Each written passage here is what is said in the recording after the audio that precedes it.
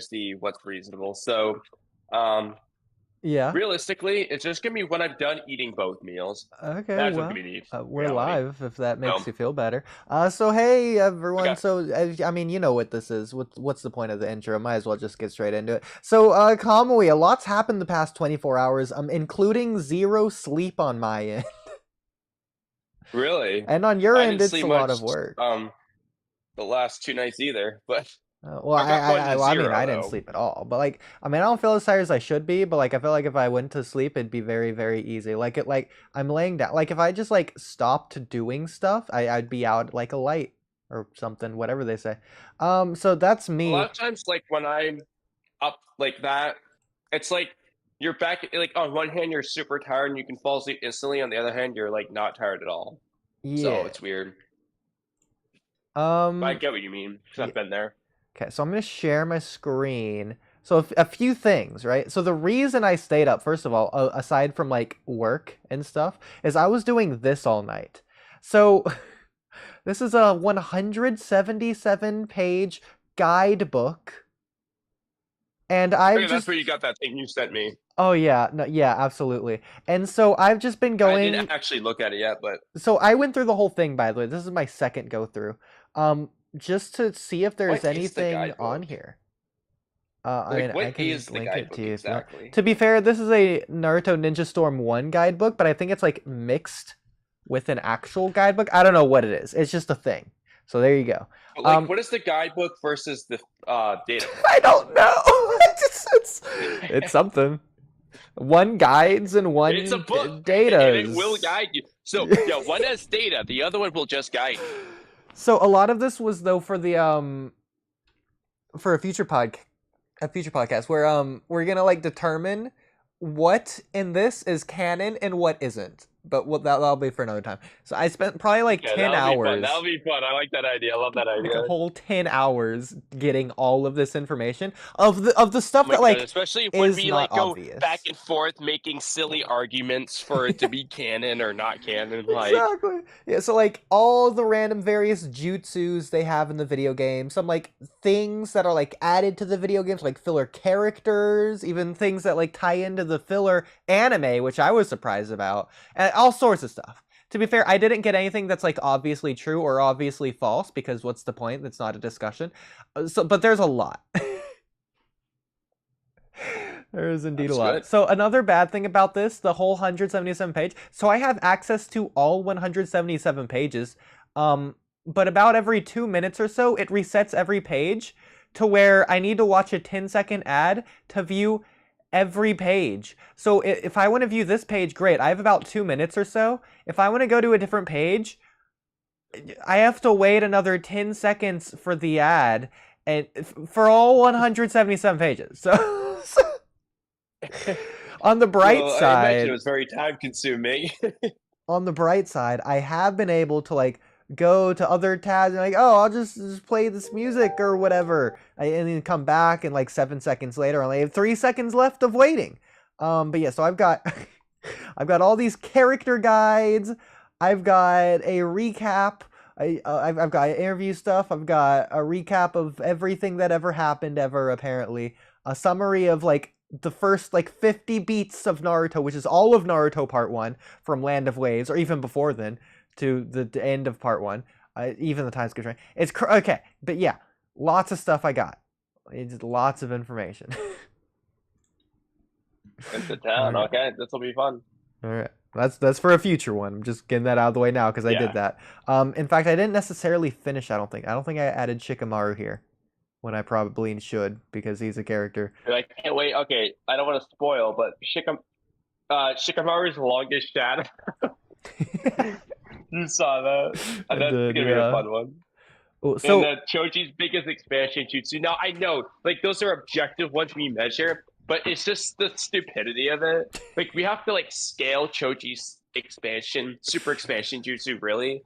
We'll figure out which one is the official largest, and see if it's like, is it like the Warwick one, or is it like actually like the Part One Choji versus Jirobo? You know, that's what I'm curious about. I mean, I feel like it'd be pretty easy, but we could do it. Yeah, we'll figure it out. I guess.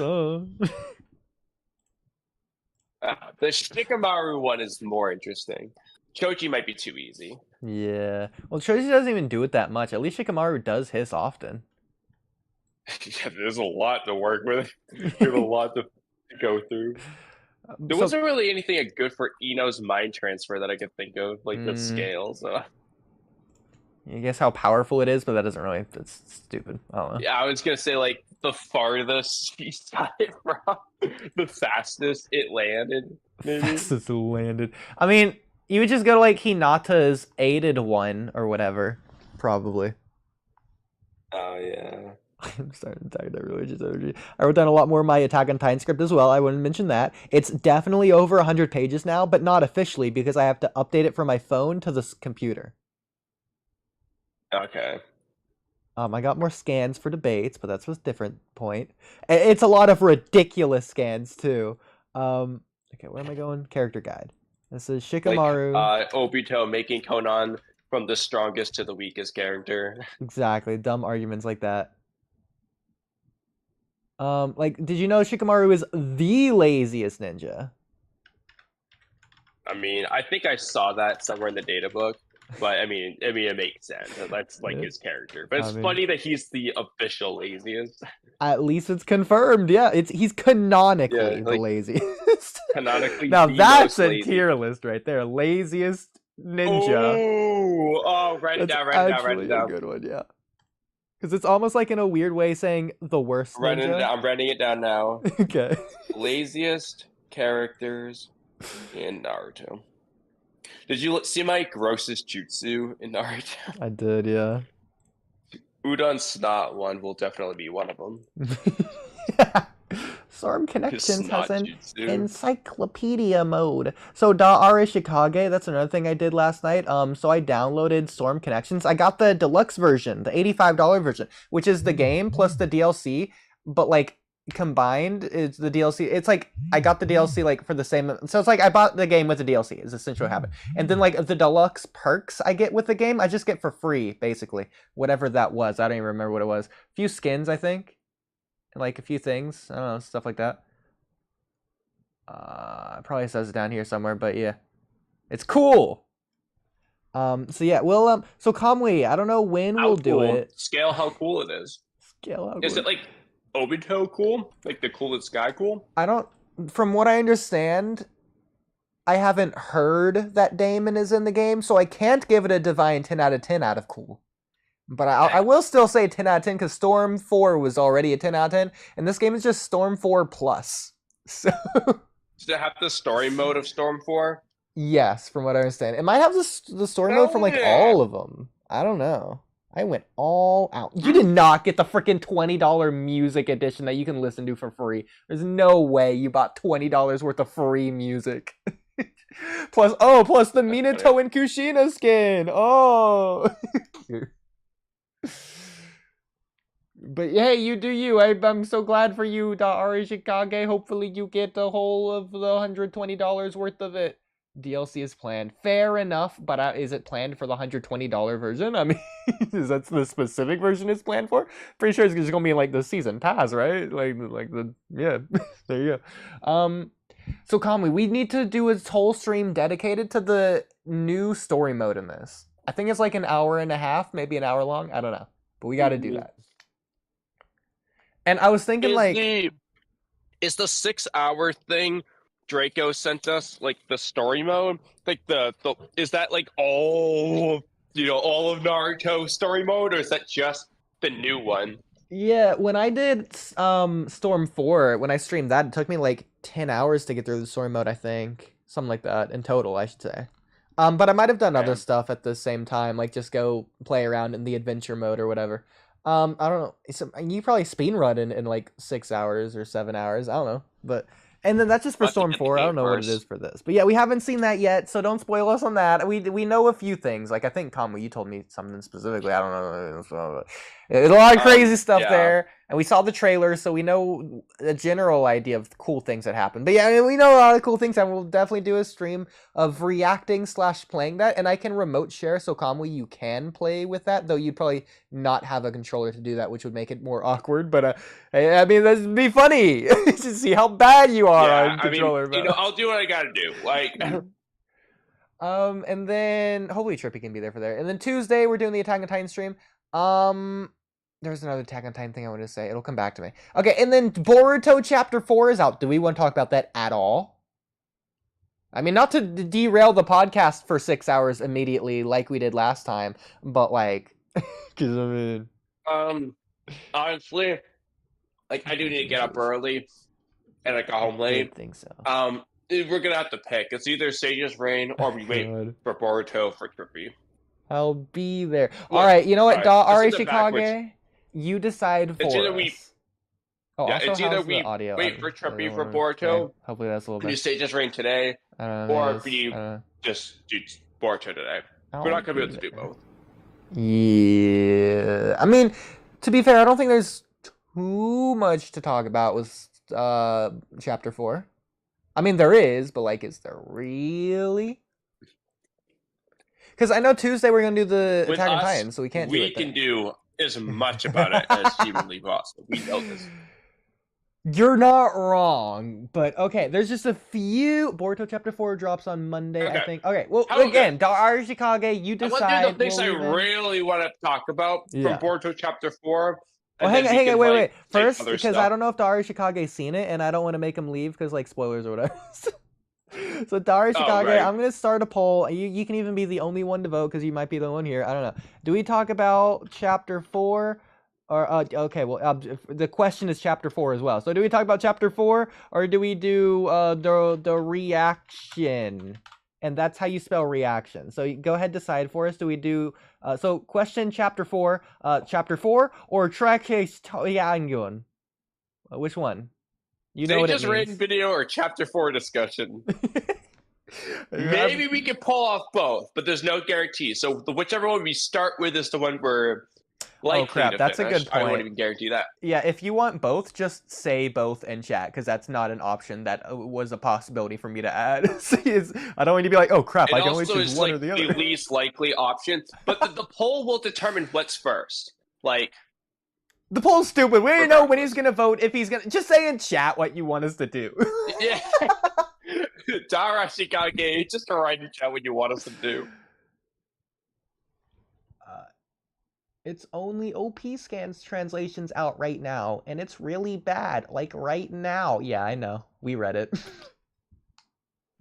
It was pretty bad. Does that mean what? So what does that mean you want us to do? I mean, sounds like he's read it if he knows it's pretty bad. So there you go. I mean, well, he's read it, but does he want us to talk about it? We're gonna waste all our time deciding which one we're gonna talk about. I mean, that would be very in character. I'm usually here all stream. All right, let's talk about both. Okay, let's start with the Chapter 4. Okay, cool. And hopefully I'm not slurring my speech too bad because I'm sure I am because I'm tired, but we'll figure it out. All right. The first thing we got to talk about. I did some funny shit at work when I was tired. It was pretty funny. Nothing you would get without context, but it was pretty funny. That's all I'll say. Okay. Anyway. So first thing I want to talk on. So you're looking at my screen? Well, I guess you just go to podcast topics. Now I am. But okay. So Boruto's so Kawaki's shoe in the cover, broken. Right? So is it ripped or is it? Because this is very zoomed in, to be fair. So is it ripped? Is it the worst blatant drawing error of all time, or did he just straight up use AI and not correct it? Like which one? Is that just a weird coloring job? Like, did Ikimoto just like get creative, quote unquote creative with the colors? Again, this is very zoomed in, hyper zoomed in. Only I in the world probably noticed this, but. I want to lean towards AI just because it's the funniest. Yeah. Ikimoto used AI to draw his covers. That explains the wacky color choices. What if there isn't an Ikimoto? What if it's just always been AI? Yeah. That's just what Kishimoto called his AI bot, Ikimoto. That's what AI stands for. Aiki Kimoto. I don't know. Close enough. Yeah, exactly. Alright, so that's that. Dari Shikage, what do you think it is? Is this AI or is it error or am I just looking into it? I mean, well, the last one I am regardless, but that's besides the point. Absolutely, yeah. But let's ignore that. But like, is it canon? Is Kawaki like the claw grime? Did it just tear a part of Kawaki's shoe off? Is it just a chunk hanging off of Kawaki's shoe? That's if we're gonna make a canon possibility, that could be it. Or it could just be like a strap because he's like fashionable. Kawaki's just like a thug and he doesn't care. He's like, yeah, dude, I'm gonna wear it. Like, I don't care. Put my hands in my pockets. That's Kawaki now. Maybe this is like a Japanese culture thing where like every Tuesday at 5 o'clock in worship of the Lord, like the graduation where they move the thing with the cap and gown, they move it from the left to the right. What if Kawaki moved like his strap from like the left to the right and now it's just hanging off to the right of his shoe? I was thinking maybe in Japanese culture, like you don't get rid of your shoes until they're so broken that they fall off you. So like, it's a little bit ripped. You're not allowed to just change them. You have to keep those shoes until it's impossible to wear them. I also just noticed his pants are either very baggy or he has the weakest heel of all time. Like his Achilles tendon just goes the biggest divot inwards. He has like the flattest foot ever where his ankle just completely rolls in. Like it's really bad. That's the real reason when he turned around he couldn't stop the claw grind last chapter. Or 2 chapters ago. What is it? Something like that. No! Speaking of that, kind of Graham, where's Misky? What the hell did you do? This dude is standing on that balcony like, is Kawaki my son or not? Like, what? He's unironically going to be pondering it until the moon comes up tonight. It's gonna be, oh my god, dude, it's like they've had enough time that now they have a Hokage meeting with Sarada and Kawaki there and shit. Mitsuki's still not there. Like, what is he doing? To be fair, like, they're just having a casual meeting during, like, did the claw grimes just stop? Like, that's not how that works. I think Code just stopped summoning them after they got all, like, the ones that were there just were killed or they went back home. Like, I don't know. There's no way. Where did Code go? I assumed he went back to Konoha because he doesn't have Uzuhia anymore. So it's essentially the same thing as Chapter 1 at the end of it, but this time Boruto's not gonna be there. Well, he is now, but it's literally a repeat of Chapter 1. What if we just get the same exact thing? He goes after Sarada and like Boruto steps on his face again. That's so funny. I mean, okay, that's so much funnier if you're right, but I don't think he went back to Konoha because the whole point going to Konoha was to draw Boruto out so that he could kill him. Yeah, and but he also obviously he realizes, wants I can't actually kill Boruto because Boruto's too strong. I mean, no, he was, yeah, sure.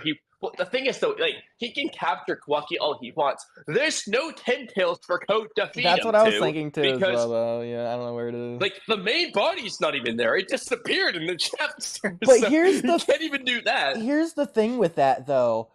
He has a claw, he has a claw mark on the 10 tails. Like, it can't just hide from him. So, like, either the 10 tails isn't actually hiding and the 4 people that we saw literally just transformed from the 10 tails into those 4 people. Well, that's what, okay, that was my, okay, but... That was my original thought when I saw Bug.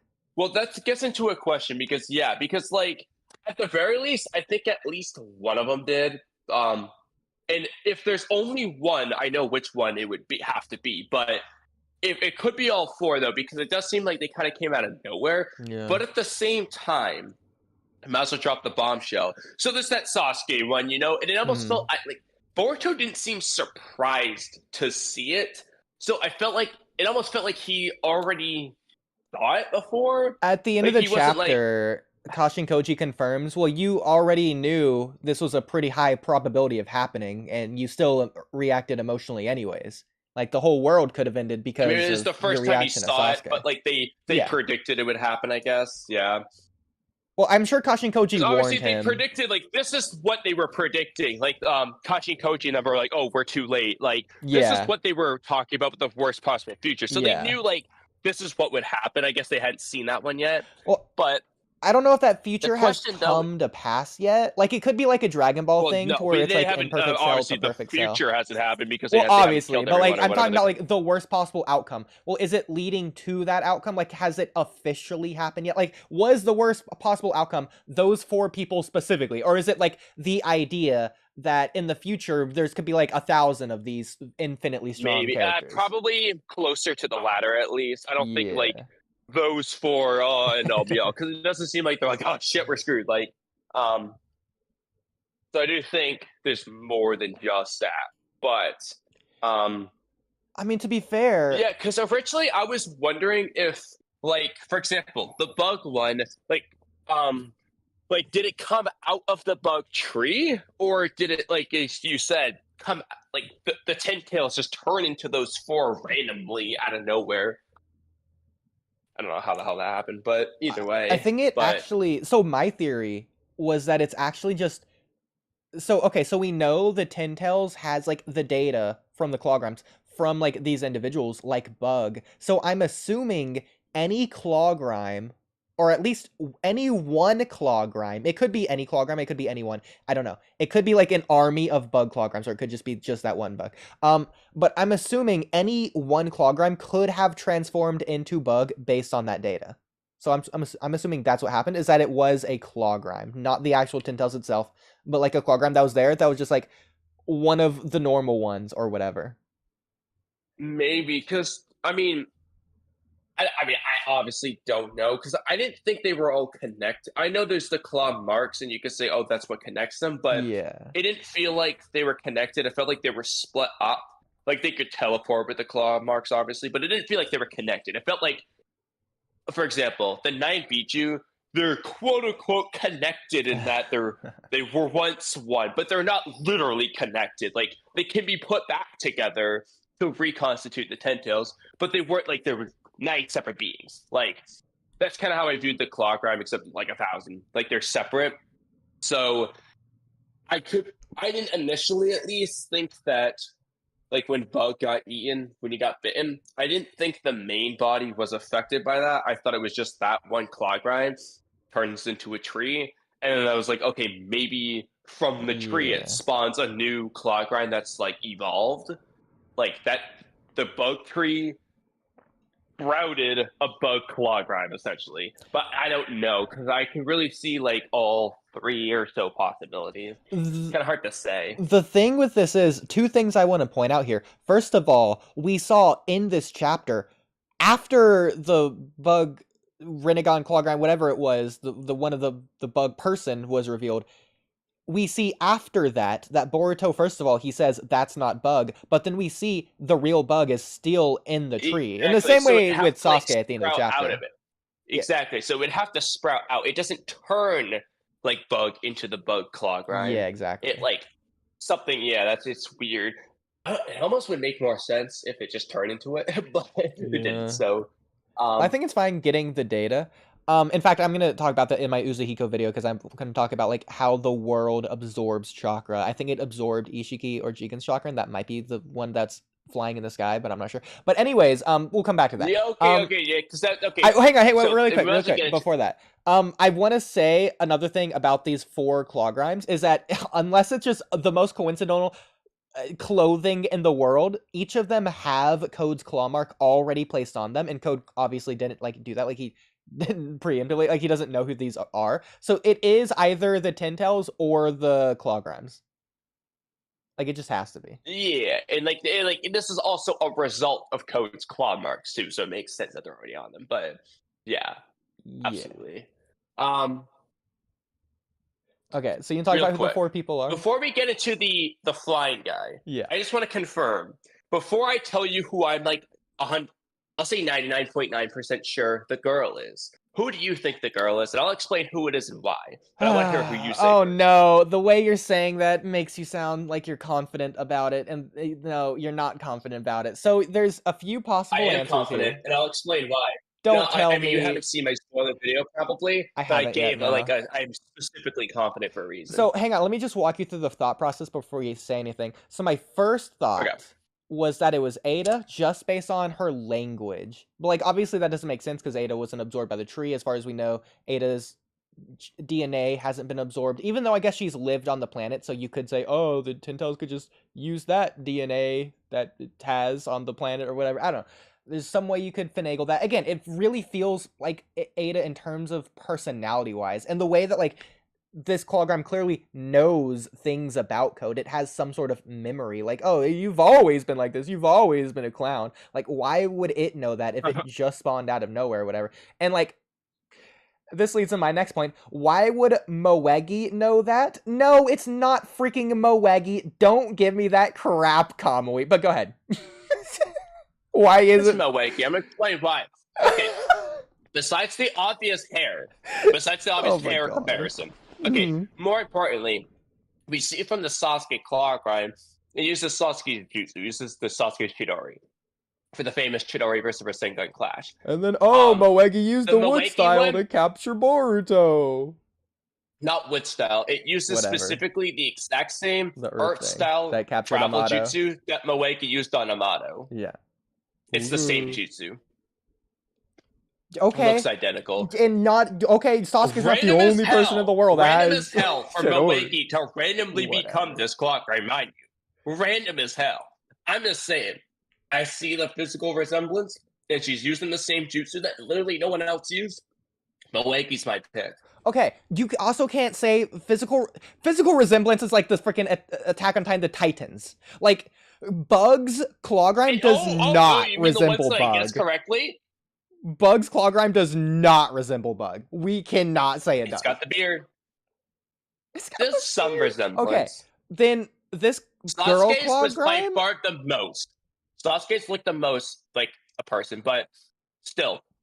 Yeah, there is some. You look at the teeth and the fact that he has a beard. We don't see Bug's head to know if he's bald, but there's some resemblance there. Okay. I mean, there's a reason why Code was like Bug.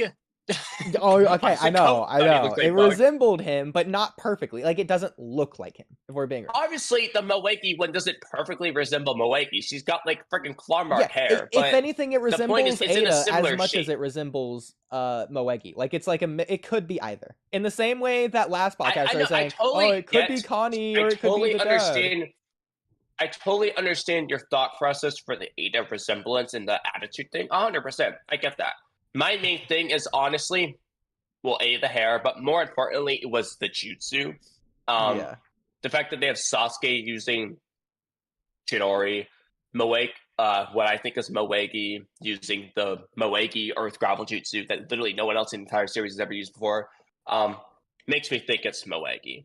It's very random, but still. I will we didn't see Moegi in the first couple of chapters with Team Shipudden, I'm just saying. That's true. I did consider the jutsu, and I was like, okay, people are going to use this for Moegi for sure. I didn't... No, you know what's funny, though? Yeah. I looked on Twitter. I did not find a single person say Moegi, and I was kind of surprised. That's crazy. Everyone's been saying Everyone Moegi was saying Delta. People were saying Delta. I have heard that as well. That it does have that personality as well. I don't think Delta would count, though, because, like, Delta's like a cyborg. I don't know how that would work. If like people saying Akabi, she doesn't have the Earth Gravel Jutsu, that's for sure. Akabi sounds weird to me. Like that just sounds extremely weird for to be Akabi, but it's Delta possible. Would be more realistic. Yeah. I will say on the jutsu, I did consider the jutsu as like, oh, people are going to definitely say this, but I didn't forget, but like I didn't connect it to it being the jutsu she used against Amato. So I'll give you that. I saw that immediately because at first I saw the hair, and then she used that jutsu, and I immediately checked. I was like, that looks familiar, and I went immediately chapter 44. I was like, yep, same jutsu. I'm hanging on my hat on it. Okay, so the thing with the hair, yes, it absolutely 100% resembles Moegi, and the rest of her resembles Moegi as well, and she has that one jutsu that Moegi used. The thing is, though, listen. The character design with the claw mark, it's so clear, so obvious that they're just referencing like the Jester or Joker or whatever the pieces in the card game, or the Harley Quinn. Like, it's so obvious that's what they're going there. Like, they're not doing it because that's Moegi's hairstyle. Like, realistically, if you ask the writer, is it because it's Moegi's hairstyle, even if it is Moegi, or is it because you want her to look like a Jester? He's 100% saying because of the Jester. Well, he could just say 100%. Both. Okay, it's both, but the reason is for the Jester. Like, let's be real here.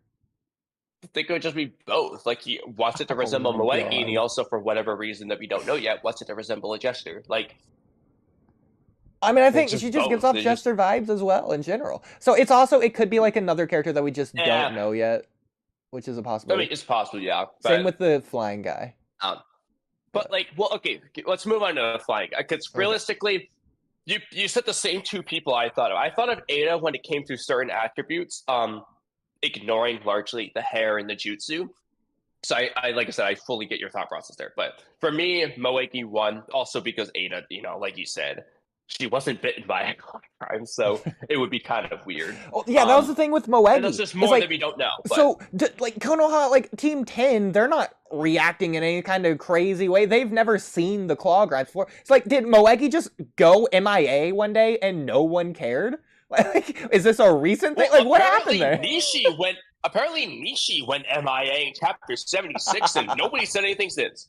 I don't know, bro. Like, I mean, Sasuke got off screen, so Moegi could just get off screen too. Probably not from the claw grind, but like, well, obviously from the claw grind, but like maybe not with her team. Maybe she was on a solo mission. I don't know. That sounds so weird to me, though. So weird. It does, absolutely. It's so weird no matter how you slice it. But now let's move on to the weirdest one, the flying guy. Okay. Yeah. If I have to pick one person that looks the most like, this is my order. Kawaki, because of the hands, the pocket, and the face. Yeah. That's the funniest theory to me. Does it look like Kawaki to you? I can see it. It was like at the back of my mind, but I never genuinely considered it until other people were like, okay. Well, the weirdest one, yeah. That one, dude, time travel. That's the only thing I got for that one. Otherwise, I don't understand, bro. Like, how that could ever happen unless it was a time travel situation. But people have been saying that theory for years. It's the weirdest one, but he is the one it looks the most like to me. Up next was Ashiki. Give Kawaki's head Ashiki's body. And then put the Kawaki attitude with the hands in the pockets. You've got the perfect one here. Dude, people thought Pain was Minato. People thought Obito was Shisui or Fugaku. People thought the Masked Man was Sasuke from the future. The cycle of history is repeating itself. Attack on Titan was correct. Yeah. People thought Genki was Kawaki. If anything, this is slightly more reasonable, but come on. Yeah, I mean, I don't actually pick the time travel. I'm just saying, like, I don't know how the hell Kawaki could end up there, but it does look like Kawaki to me. Ashiki was my number 2. That one makes the most sense to me. As long as he's just, like, connected to that 10 tails in a meaningful way, which makes sense.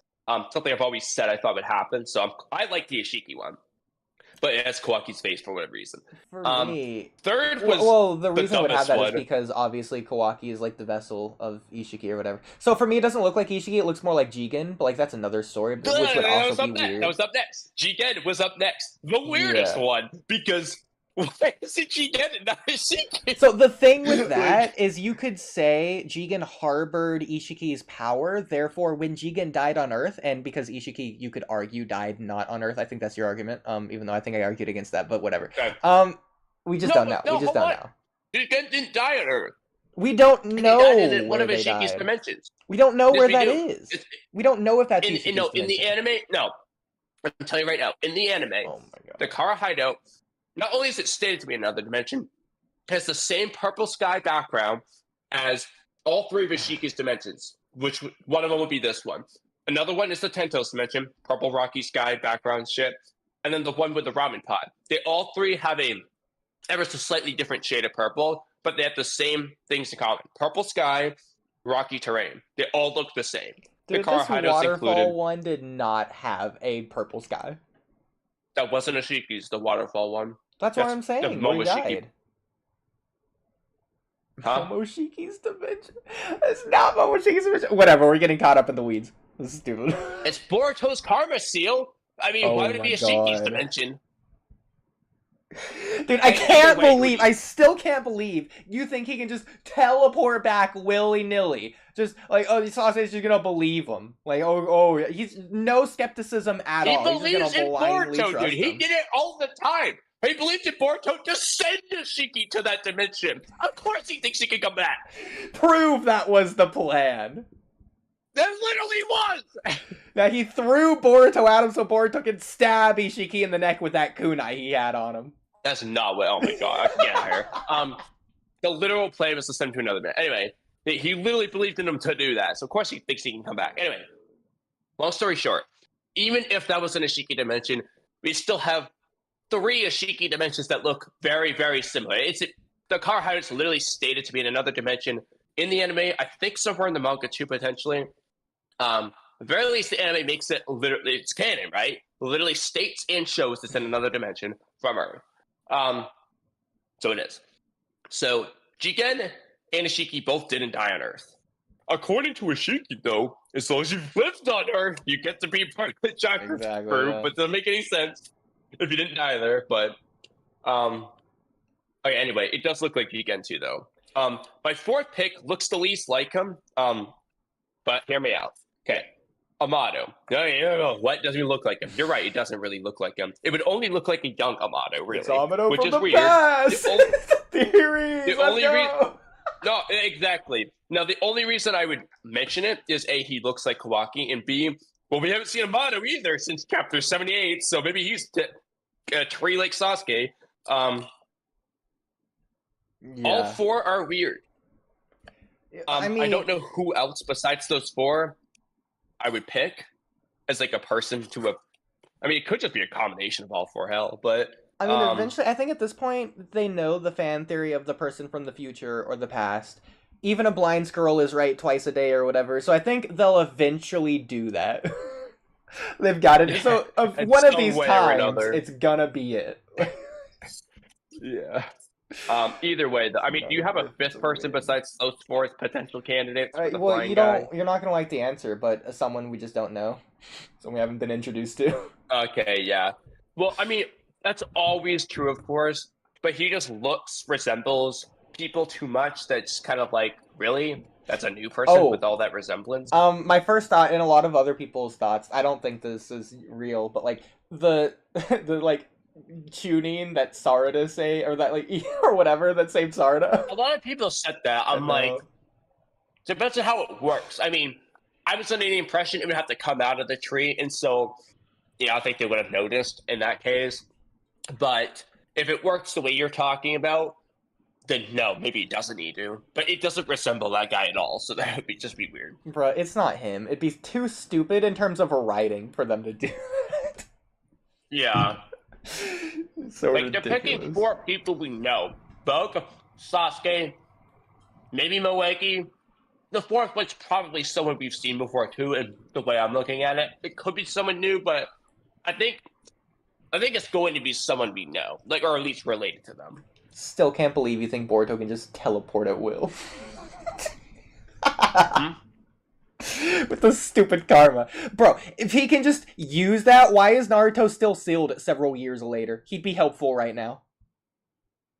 Because the moment Boruto goes to that dimension, Oodie, he's stuck in time. So why not Kawaki? Because it's Kawaki's fucking dimension, dude. He has to bypass the rules. Okay, in the same way, Momoshiki... listen. He went there. Why isn't Naruto not stuck in time? Because Naruto's not an Otsutsuki. It's possible all that Satsuki are immune, yes, but, Kawaki, it's his ability. Okay, he's got 2 possible reasons. Boruto, it only works with 1. Boruto also might not be able to fight it, too. He didn't know how to fight the Tento's dimension on his own. He could just not know how to get to Daikokuden. That'd be another reason. Dude, I'm not gonna lie. It's just so dumb. Remember when Momoshiki didn't... Remember when Momoshiki opened a rift and didn't go inside of Jigen's jar to get Naruto out? Remember when he just, made Naruto fall out? Man, crazy how he could just, do that, huh? Yeah, it's fucking stupid. You're right. Man, almost like their karmas have resonated, so he should be able to access Daikokuten. And the same black swirly portal thing maybe they need a resonate. Maybe it's only because... No, but here's the thing. In the case of the Jigen Pot one, Kawaki was helping out. It is a Jigen / Asiki thing that was happening. So realistically, it could just be Kawaki what's most important. Boruto just assisted. In this case, they might have to do it, either Kawaki alone or Kawaki and Boruto, to access it, unless Boruto can do it himself. But if he doesn't know where it is, I don't know. Nonsense. He knows where it is. But let's not get into that. No, he doesn't, Oodie. He knows through his Otsutsuki instincts. He didn't know where the Ten-Tails dimension is, Oodie. Oh, but he just knew how to get back to Earth from wherever other dimension he was at. And he just knew how to get to that dimension in the first place. But that was random chance. He didn't pick that dimension in particular. Okay, so how did he get back if he didn't know where he was in the first place? Boruto logic, dude. Once they go, they just know how to get home, no matter what. Okay, then Boruto logic. He knows how to use the portal to unlock Naruto. Boruto logic. That's my excuse. No, it's not, Oodie. Stop being stupid. Okay, they don't know how to get to... Okay, for example... I don't know the direction, the specific address of your house. But if I go to your house, I can get home from there. You wouldn't know which... I know where home is, at least. I just follow the road. It's I'm just telling you. Oodie doesn't know how to get... Boruto doesn't know how to get to your house, Daikoku 10. But if he gets to Daikoku 10... he would know how to get home. That's just how it works. He needs to open a portal from point A to point B. There's no middle in between. So if you were at my house, you wouldn't know how to get home. So no, you couldn't teleport back home. Unless you knew where it was. No, oh my god. So, again, this is, all they need to know is where they're going, essentially. If they don't know where that is, they can't do it. But if they know, home, they can do it. But hear me out. It's just how it works, dude. In the same way, Kawaki can track Boruto because of the karma, Boruto can just do the same. He knows where Daikoku 10 is because Kawaki's been there. It doesn't seem like they can do it between dimensions over really, really far distances. They can do it pretty far, but it doesn't seem like they can do it between dimensions. Why does it not seem like that? Because Kawaki, it's not until Boruto enters the village that he randomly is oh, I sense Boruto. Also, there's also the fact that he just didn't go after Boruto for 3 years, but ignoring that. Okay, but Kawaki didn't do freaking anything for 3 years. That doesn't count. I'm just, dude. I'm not saying the whole portal getting home thing was written 100% perfectly. It's a divine 10 out of 10, of course, but it was not explained whatsoever. Okay. I'm just telling you how it seems. That's all I wanted to hear. Well, actually, no, I didn't want to hear that because that's just insulting the series at that point. Have you gone through the chapter stuff we about to talk about already? Not yet. Okay, so listen. Even though we've already talked about it, okay, so the fourth person there, man, I wonder who that was. So the hooded person that Boruto saw, he was smiling, and then Sasuke appeared later, but then people didn't connect the dots, even though they had the exact same design. I was so scared. No. I was so afraid you were going to say that hooded fourth person was Jigen. I was so afraid you're gonna say it's not Sasuke. Boruto's reacting because he knows who it is. Yeah, it's Jigen. 100%. When he was from the side view in the hood, it did look like Jigen for that one panel. Yeah, but I didn't think it was Jigen. As soon as I read the second panel. I was so afraid you were gonna say, just because Sasuke came out of the claw mark doesn't mean that wasn't the same guy that we saw smiling with the hood from the side. I thought you were gonna make some crazy argument because you thought I was that Sasuke stupid? I'm hurt. Other people are that stupid, so that's not my fault. Well, why would I be? You know how many people I've seen with that stupid, idiotic theory? No, it was Sasuke the whole time. I'm not one of those people. Man, I've yelled a lot. I'm so tired. Anyway, I'm tired too. Rant the Sage's Reign. Okay. Oh, so, okay, Boruto has Flying Raijin. He can use only the pendant, though. I think that's, like, a worse version, because it doesn't seem like he has, like, a marking on it. It's specifically the pendant itself. Do you think the pendant is special in a weird way? Like, is it Kashin Koji's pendant that he got, like, through some weird tonary business or something? I don't know. I don't know, yeah, because at first in the spoilers, I didn't see the pendant anywhere, so I was like, it seemed like he was just teleporting without a marker. I was like, what the hell? But of course, in the chapter, I see the pendant very clearly. I mean, it's either he like imbued it into the pendant and then just uses that, but that seems just like less good. He does say he's not as good as Minato at it, so we're gonna get to that next. I don't know if Boruto chose the pendant or if it was like just it was the only way he could do it for now at least, and that was just how that happened. Okay, and I guess really, I think the only other scene this chapter, well, I think it's really funny how we just didn't see Kawaki's reaction to Boruto teleporting away. It was just him casually strolling into like the Hokage's office as if that just didn't happen at all. Like I want to see him be like, "What, Boruto? Like curse you!" Oh, like that. Okay. Yeah, I was and like, then did we get a reaction? Then him being like reluctant and then forced to go like help out with the claw grinds or something because they should just still be actively destroying the village or whatever. But I guess not. No, okay. Actually, didn't like Stardust say in the previous chapter they got rid of him? I don't know. I lost track. No, there's no way because they can just continually pop out of each other. I don't see why they wouldn't because it seemed like they can do it autonomously. It's not like if Code's not controlling them, they don't just do nothing. Like, they can do things on their own, it seems.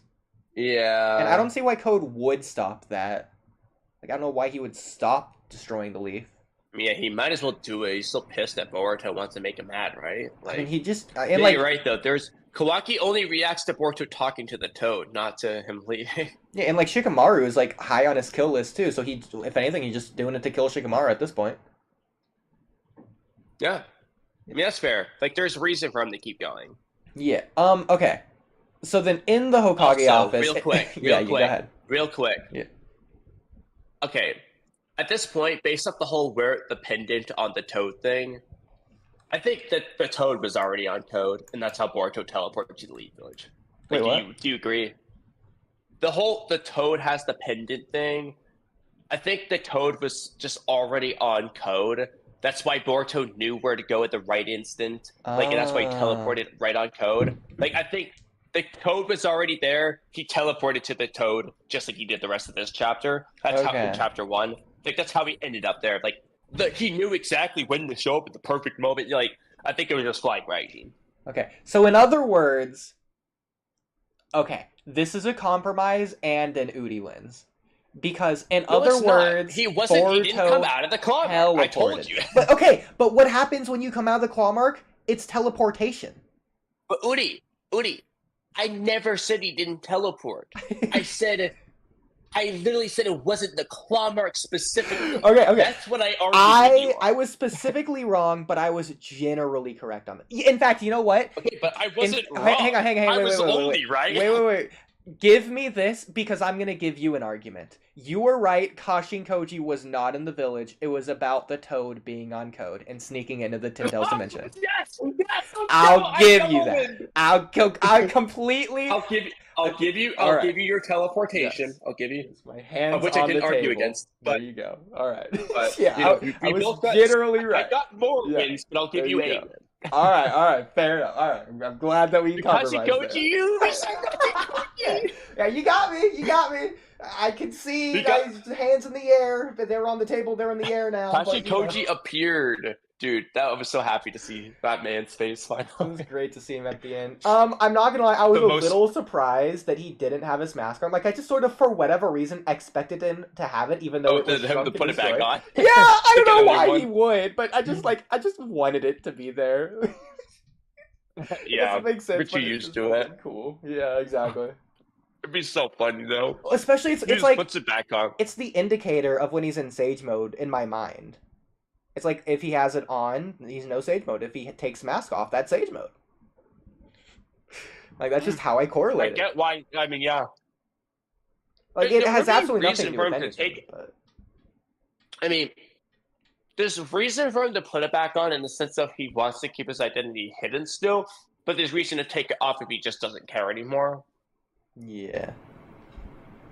Okay, so Boruto over the time skip, he's learned Chidori Stream, he's learned Flying Raijin, he's learned, do you think he's learned Sage Mode, and he's already learned Kenjutsu with the sword? So has he learned Sage Mode?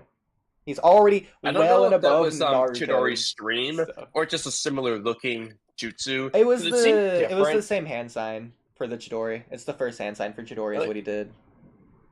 Oh, because I was gonna say the visual effect at least didn't really look like Chidori Stream. It more looked like a giant electrocution. Yeah, I think that's just Ikimoto's art style. To be fair, because he also we already know he has lightning style. Like that's not new. He had lightning clap or what is it? Thunder arrow, something like that. Where he throws it. Thunderclap arrow. Yeah, where he just throws it.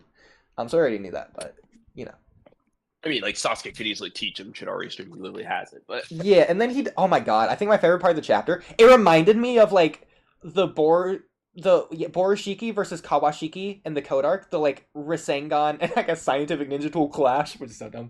Oh, they're doing that instead of Chidori. But this chapter, Boruto did Rasengan versus Chidori against Sasuke. I was wondering, low-key, if they were gonna have a Ninshu moment, or do the black orb with the white lines going around it like Naruto and Sasuke. There's no way they could have done that though.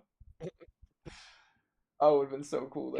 Yeah, the Sasuke, the inner Sasuke in there starts talking to Boruto. I will say, you do cut from that to the ants eye view of the guy watching it, the Otsuki or whatever, watching the explosion. I figured something would have happened in that moment, but no, they just didn't move. I figured Boruto would have teleported, or he would have moved or gone after something, maybe in Code, I don't know.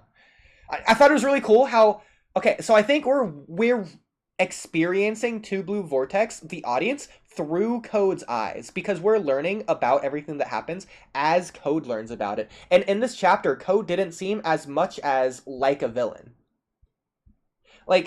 For a time, it's he's gonna fight along Boruto. And he wasn't written like a villain. When Boruto got there, he wasn't damn you, curse you, I hate you. He was what? How did you get here? Oh, wow, that's crazy, bro. It didn't feel like there was hostile intent. To be fair, they just ask him questions wait, what? Yeah. Who are these people? What's happening? Now, to be fair, when Boruto first got there, when he turned around, he had the most horrified look in the chapter of all time. That was my favorite Code look of all time. Oh my god, his eye there was perfect. I loved it. But again, he didn't come across in an aggressive kind of way. I did really like that. It seems like he doesn't... It just feels like he isn't evil, but he is the teenager who just has his own goals. He doesn't have resentment, even if he has hate, which I like. He's more of a character. Yeah, it's interesting.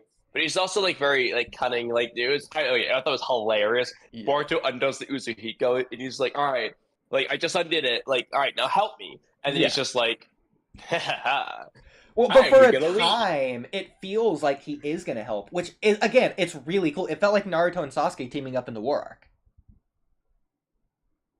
If they just didn't actually team up. They didn't, but it felt like they did. Because, to be fair, it wasn't immediate. It was a whole 10 pages later or something. Where he's it wasn't. Hey. It was pretty immediate. It wasn't. No, it was not immediate. Because it wasn't until... Let me just look. It wasn't until the very end when Boruto was captured by the Earth Style or whatever.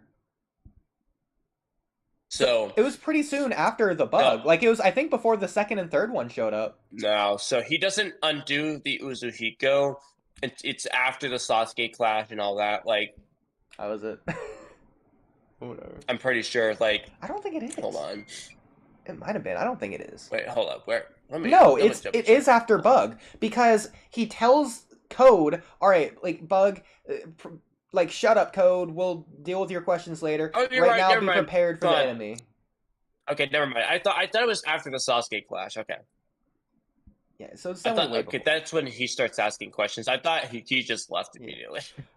And speaking of Code not being a bad guy this chapter, I'm not gonna say he felt bad for Bug, but it felt like he was Bug? There was an upwards tone in his voice, oh. Oh. Yeah, I think Code liked Bug. He kept bringing him around. Like, I'm not gonna say he felt pity or remorse, but I think he felt to some inkling sadness or something. Yeah, I think he likes both. Like, yeah.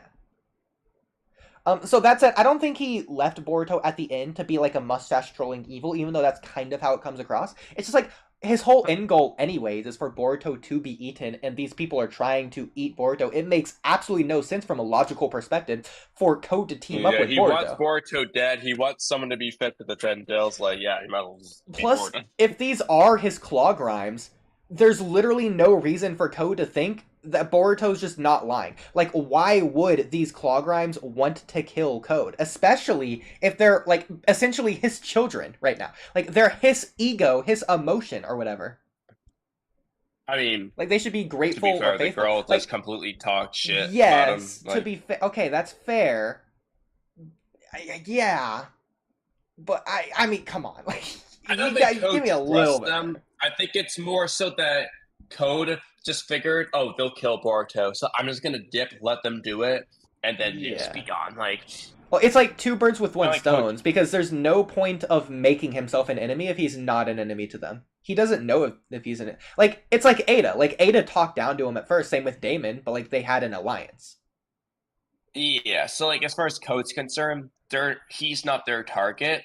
So he might as well just dip, not become their target, and let them kill his target. Like, well, even it goes back to a really similar thing. What I really love in the dynamic of the Code arc, Code loves the Otsutsuki. He hates Boruto, but he loves Momoshiki. So when Borushiki comes over him, Borushiki hates Code. He like detests Code. Like, ew, you're gross or whatever. Like, you're just some Kara guy. Like, don't become Otsutsuki, essentially. Like, Borushiki's trying to kill Code, but Code loves Borushiki, essentially, but he hates Boruto, which is the most interesting aspect. But here, these clawgrime things, they announce themselves, and Boruto says they're Senju, which I think translates to the god tree, right? Shinju. They said Shinju, but yeah. They said Senju. Did they not? I think he says Senju in the chat. I thought he said there's Shinju in the chapter. No, I think he says Senju. Because that's what it is. Shinju, like, they're god trees. Like, oh, Shinju. Yeah, you're right. I'm thinking of Hashirama Senju. I'm dumb. No, because I was trying to make that comparison earlier. It would imply the forest. It would imply the forest, like they're trees. It's Shinju, for sure. 100% Shinju. Yeah, because I was thinking, like, because I'm trying to think of ways to where, like, things just, like, get subconsciously passed down. Like, the Hyuga fighting style might actually... It might not be like a natural thing that they just came to coincidentally. It might just be something like they had dormant laying within them that they unlocked from like Otsutsuki DNA. But I'm thinking like maybe this is a really big reach, but maybe Senju in a last name itself comes from Shinju, which is dumb. I know it's the biggest reach in the world, but I made that connection earlier. Like that's a possibility. As unlikely as there's a writing connection, at least like the forest and trees. Yeah, I mean it just sounds similar. So, yeah. I just sent you 2 pictures, by the way, just the back of the flying guy. Oh, yeah, real quick. Can we agree the flying guy seems to be like the leader of the 4? Like, if you have to pick one. I guess so. Because he's the only one that flies, first of all. Plus, he has this thing on the back. He's also the one who just doesn't fight. Like, he just observes. And I'm just wondering if you had any thoughts about the symbol. The other picture, in the bottom picture, more clearly, it does look identical to the... This could sound stupid, but on the stone tablets in Ishiki's 10 Tails Dimension, no. Oh, that? I didn't think about that. But, like I say, the symbol looks like the Rinnegan symbol on the stone tablets. Like, it's the same spiral, exactly the same as how Ikimoto drew it. Well, to be fair, I don't want to say Shiba because like all the Otsutsuki have these ripped black pants. It feels like in Boruto. Well, no, I mean Ishiki did, yeah, but like Momoshiki not until he like transformed. Yeah, well, yeah, he came up very exactly. I guess these guys are transformed, but I mean, yeah, I know. I don't want to say Shibai just because he doesn't really look like Shibai. Well, actually, the very first thing I thought of, I can't believe I didn't think of this till now or remember it until now. The first thing I thought of was these new Otsutsukis are the ones crossed out on the stone tablet. Like, I get there's 4 of them, but one of them's Bug and the other one's Sasuke. So you could say these other 2 are those 2 Otsutsuki. Is what I was saying. You could absolutely say that. Again, though, that gets into a time travel situation again, because these were created by Code, these claw marks, Boruto explains. Yeah. It's because of... the guy even explains it too. Like, they evolved because of Code's claw marks. So it has to be the time travel theory. Again... because they're already there. But Obviously, like, the Walkies are there. at least he has. I don't think this is an actual lie. I think this is just the pattern on the shirt. He has this thing on his shirt, so like that indicates something of leadership. That's why I was pointing it out. That's why I sent the picture because it looks like the Rinnegan symbol on those stone tablets. Exactly. So even if he's not the Otsutsuki, he could still be connected to the Otsutsuki. Like, so what's the thing on his head? The thing on his head is so weird. Because I don't think it looks like the claw mark hair is hilarious. I know, but it's so sticking up. It's not like on it. Like every other claw mark has been like laid down flat. This one is like a triangle. It looks like a horn almost. Like it's so weird. Yeah. Well, I mean, it's like a claw mark horn or claw mark hair. Like, I mean, on one hand, this is where you get into Ashiki because it looks like a mini Ashiki horn claw mark, I guess. Okay. You get to Ashiki and Jigen there. Not the best, but yeah. I mean. Can you get the front view of this guy? Because what was most interesting to me, he has like the Mokutomoes or whatever on his chest. I don't remember how many. Like it's covered up as well by his shirt. It was in a different design from Ishiki's. Ishiki's were like straight up and down. Yeah. His were in a circle. I'll take a picture for you. Okay, cool. Yeah. You could tell it's in a circle. Because I definitely wanted to talk on that, which is really cool. I love that detail. That's why that's part of the Ishiki like resemblance. Like I said, Kawaki, Jigen, and Ishiki. I see resemblance to all of them. So, do you think it's 100% a claw mark outfit? Or do you think it's just like coincidental that they have an outfit that looks like claw marks? I mean, I think those are. Okay. I'm not fully sure, but I think it is a claw mark outfit because it looks like the claw mark, like the beads on them. What? So I think it is a claw mark outfit. Not only does it look like the beads, but it like literally is beads because you can see it at the side. Like it protrudes outward, so it has to be beads. Yeah. So. Yeah. Okay, so he's going the thing here. Yeah, I don't think the others have it, or at least we haven't seen it because the clothes don't show it. I think that's really cool. Let me double check. Well, I mean, okay, on the clothes you mean specifically?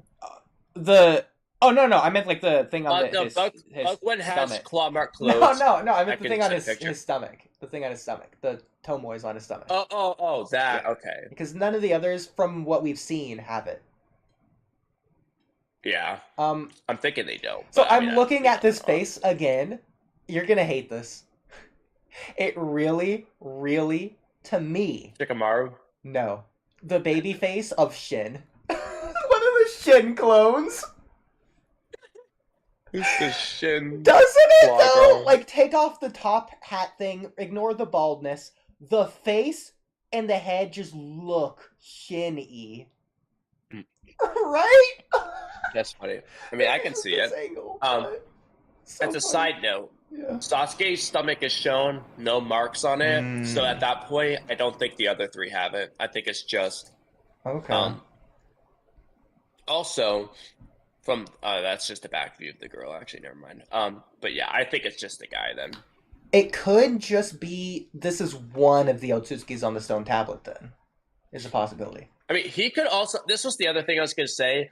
If not all four of them came from the Ten Tails main body, I was gonna say this one would be the one I would think is from the Ten Tails main body. Well, actually, so people have had this theory for a while now, including especially myself, especially after this latest chapter. I think Ten Tails is Otsutsuki. Like the same way Kaguya was the Ten Tails, I think she reverted back. I think like a baby Otsutsuki is the Ten Tails. As they mature, they develop, they grow or whatever, they turn into an Otsutsuki. Like I don't know how, maybe it's the other way around. I don't know. So I was working on this video for a while, like I just haven't finished it, but I definitely I don't know as far as the Ten Tails to Otsutsuki part for sure, but I definitely think based off the Kaguya thing, when you can turn back into a Ten Tails by merging with the Divine Tree or whatever. I was like, well, maybe that's just how they make Ten Tails to begin with.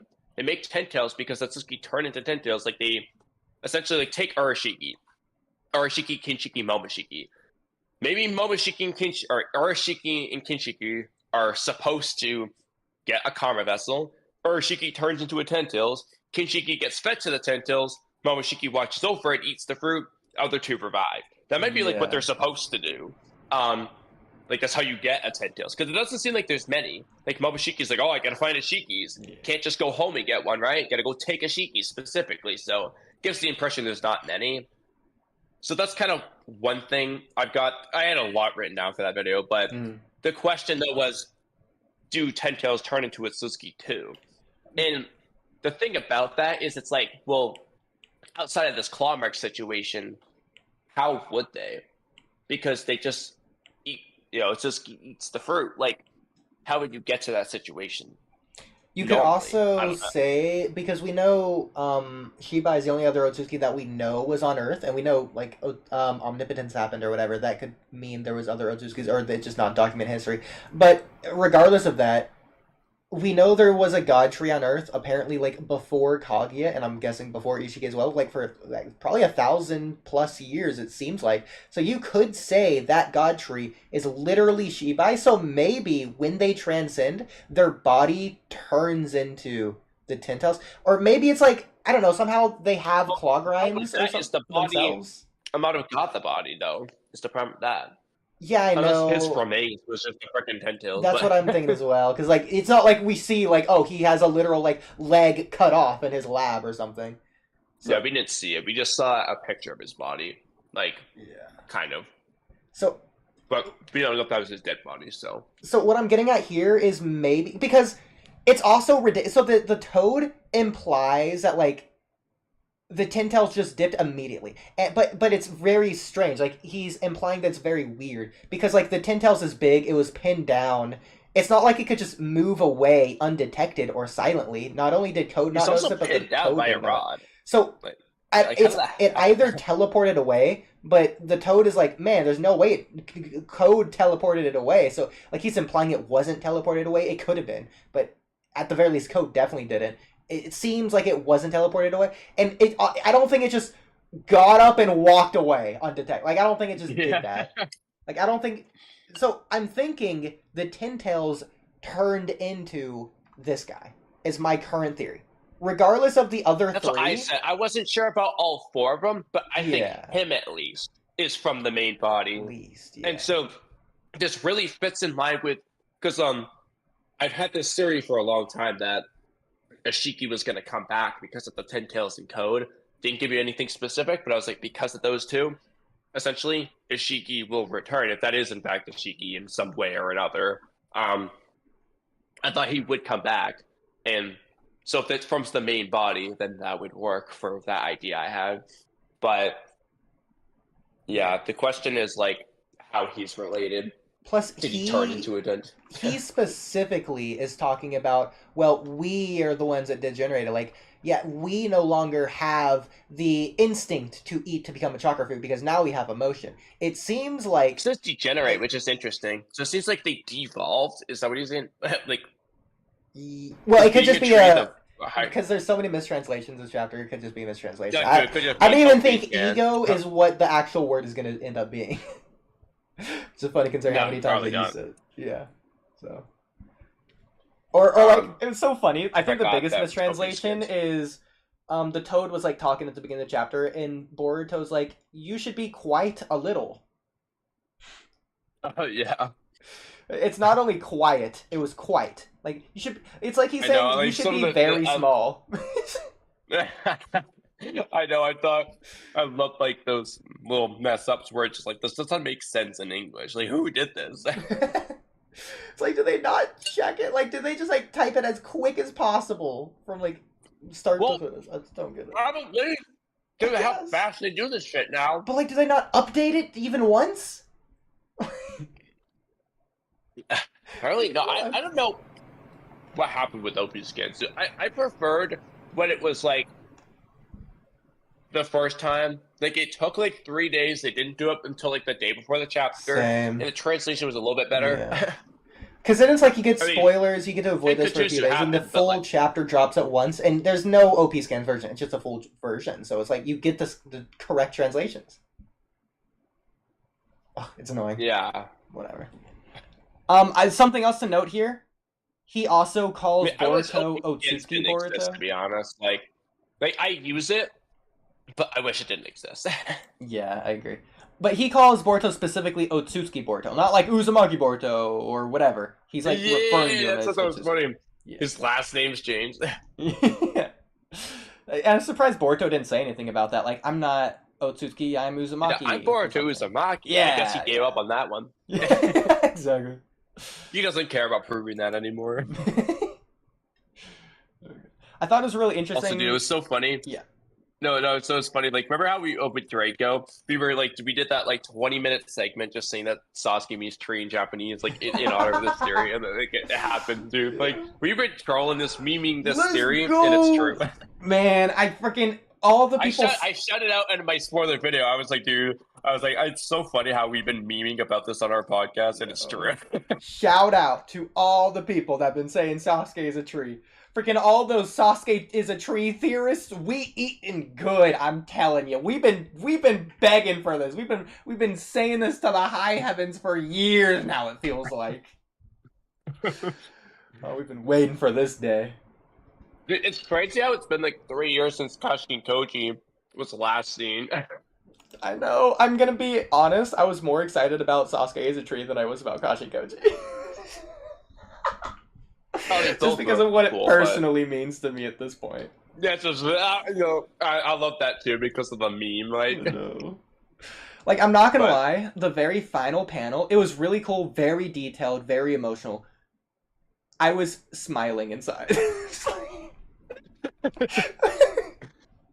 It wasn't that emotional, not gonna lie. It was emotional, the smiling part. Well, but you already got the spoilers, and to be fair, so did I, but that's besides the point. Yeah. Like, it's smiled. Cool. Like, I never frowned, I only smiled. It was emotional. I think it's emotional mostly because he's like, just wait a little longer. And to be fair, like, he says Sasuke, but like, in like the fan coloring, it was Uncle Sasuke. Mm-hmm. And that hit hard. Like, when I saw it, I was like, do you think there's a time limit on the tree thing? Like, Sasuke will die if he's not saved in, like, 3 years, let's say. Like, or do you think he just never dies? It doesn't seem like it. Because with the God Tree, we know those people went there for, like, literally years before they died. But that's only for the Infinite Tsukuyomi. As we saw in the war arc, the regular God Tree just killed him immediately. Well, no, but that is the God Tree, though. The Infinite Tsukuyomi isn't related to the God Tree. You can cast Infinite Tsukuyomi without a God Tree at all.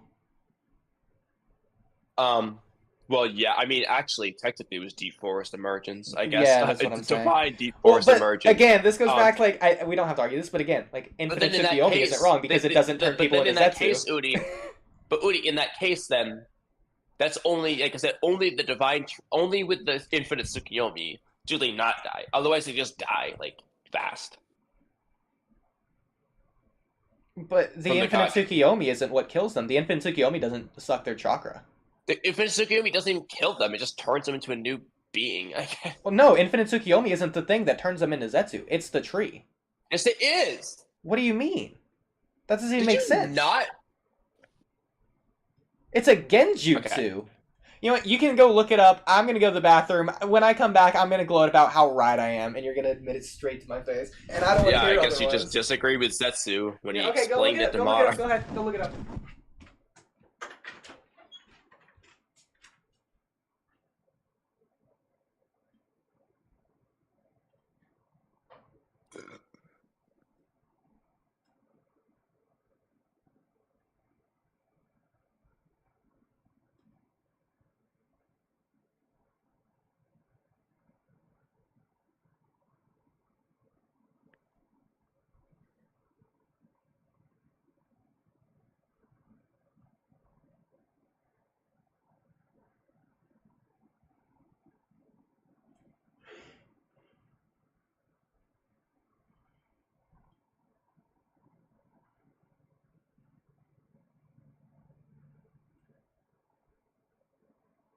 I mean, he can argue what he wants, but the only implication Zetsu gives is it's the Infinite Tsukuyomi.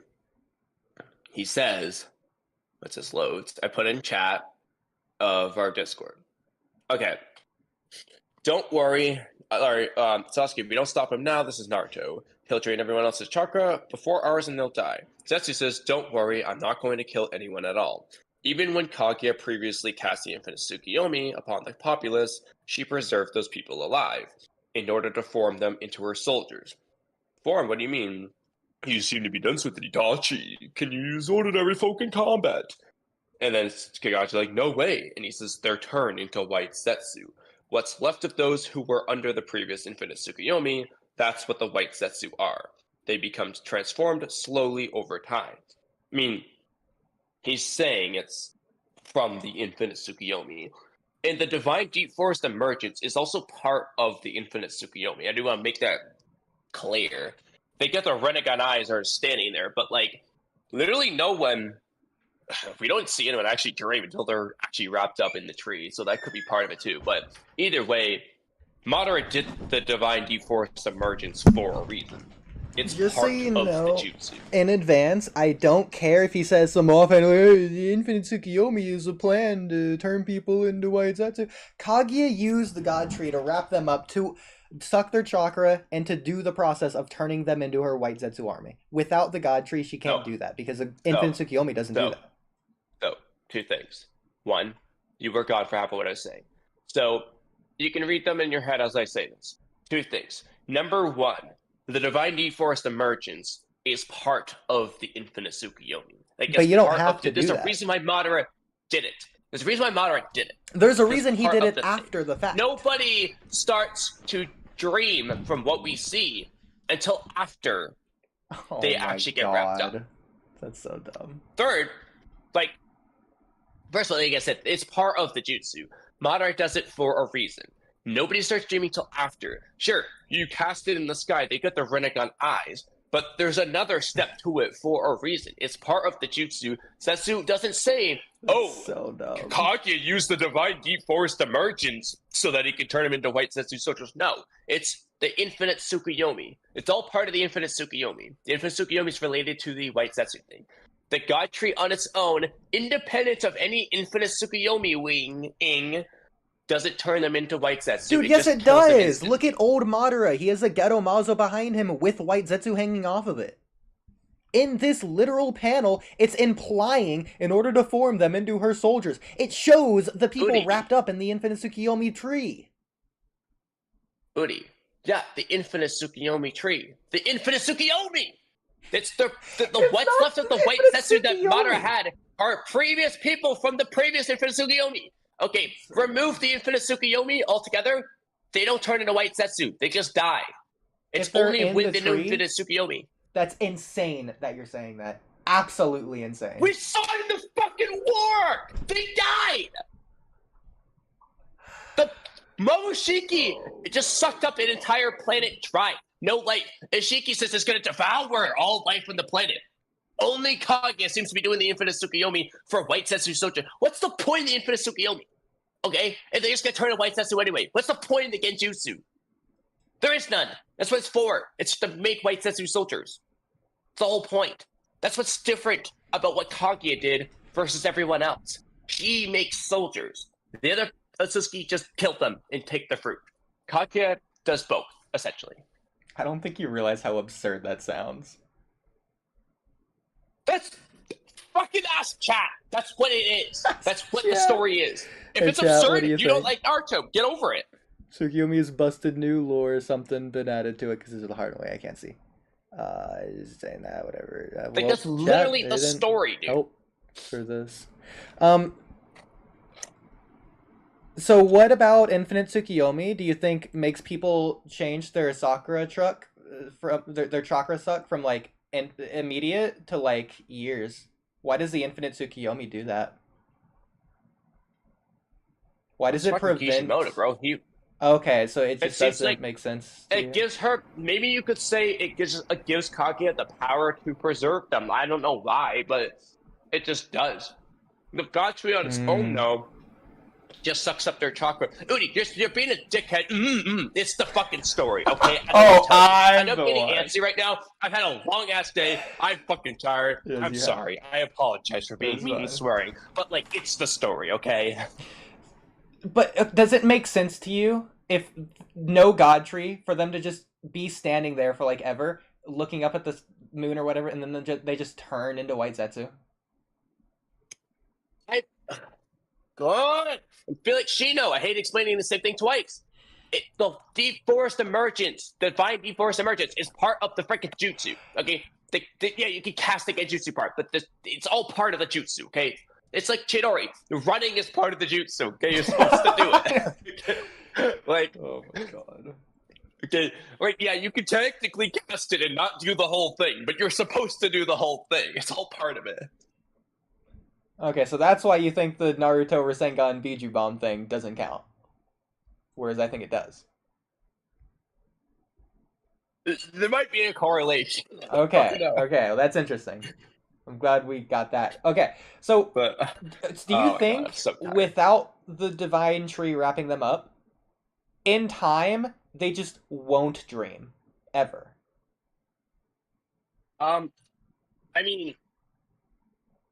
Yeah, I don't think they dream or turn into white Zetsu without being wrapped up. Because otherwise, Madara wouldn't do it. If, like, the stone tablet says, oh, they'll be dreaming forever without the wrapping up, like, well, he's just gonna do, he doesn't care. Like, you know what I mean? He just wants them to be in a dream. So, I don't think he would do, I think it's, like, necessary. They're, like, in the Genjutsu, it's weird because they're, like, frozen in place, but, like, dude, it's weird. I won't disagree. It's all weird. Okay. But so here's the thing. But you also have to ask yourself, what's the point of the infinite Tsukuyomi? If they obviously, like I said, I think you just need both for whatever reason. Because if you just do Divine Deep Forest Emergence, obviously that's not enough. Otherwise, they wouldn't do. What's the point of the infinite Tsukuyomi, right? But the infinite Tsukuyomi is not enough. Otherwise, what's the point of Divine Deep Forest Emergence? It just seems like it's both there. You need both. Okay, so I do have answers for you. Maybe. No, but even that, okay, I was gonna say, maybe the Divine Deep Forest Emergence is the Zetsu part, and the Infinite Tsukuyomi is just the dreams. But again, well, that's what I'm saying this whole time. I know, but what's the point for Kaguya? What does she need the Infinite Tsukuyomi for then? Just put them in she doesn't care if for their consent. All she's got to do is freaking trap everyone. The god she's going to catch all those freaking civilians with very much ease, the same way as Momoshiki's god tree will. So, what's the point of the Infinite Tsukuyomi then? You need both, evidently. Okay, to be fair, I don't want to use this, but that was filler. What was filler? The Kaguya backstory thing with her using the Infinite Tsukuyomi in the filler. Like in the manga, they're just in the god tree. I'm not referring to the filler. I'm saying Zetsu explains that the white Zetsu Madara had are people from Kaguya's previous Infinite Tsukuyomi. She used Infinite Tsukuyomi, created white Zetsu. That's why they're there. So we know she did it.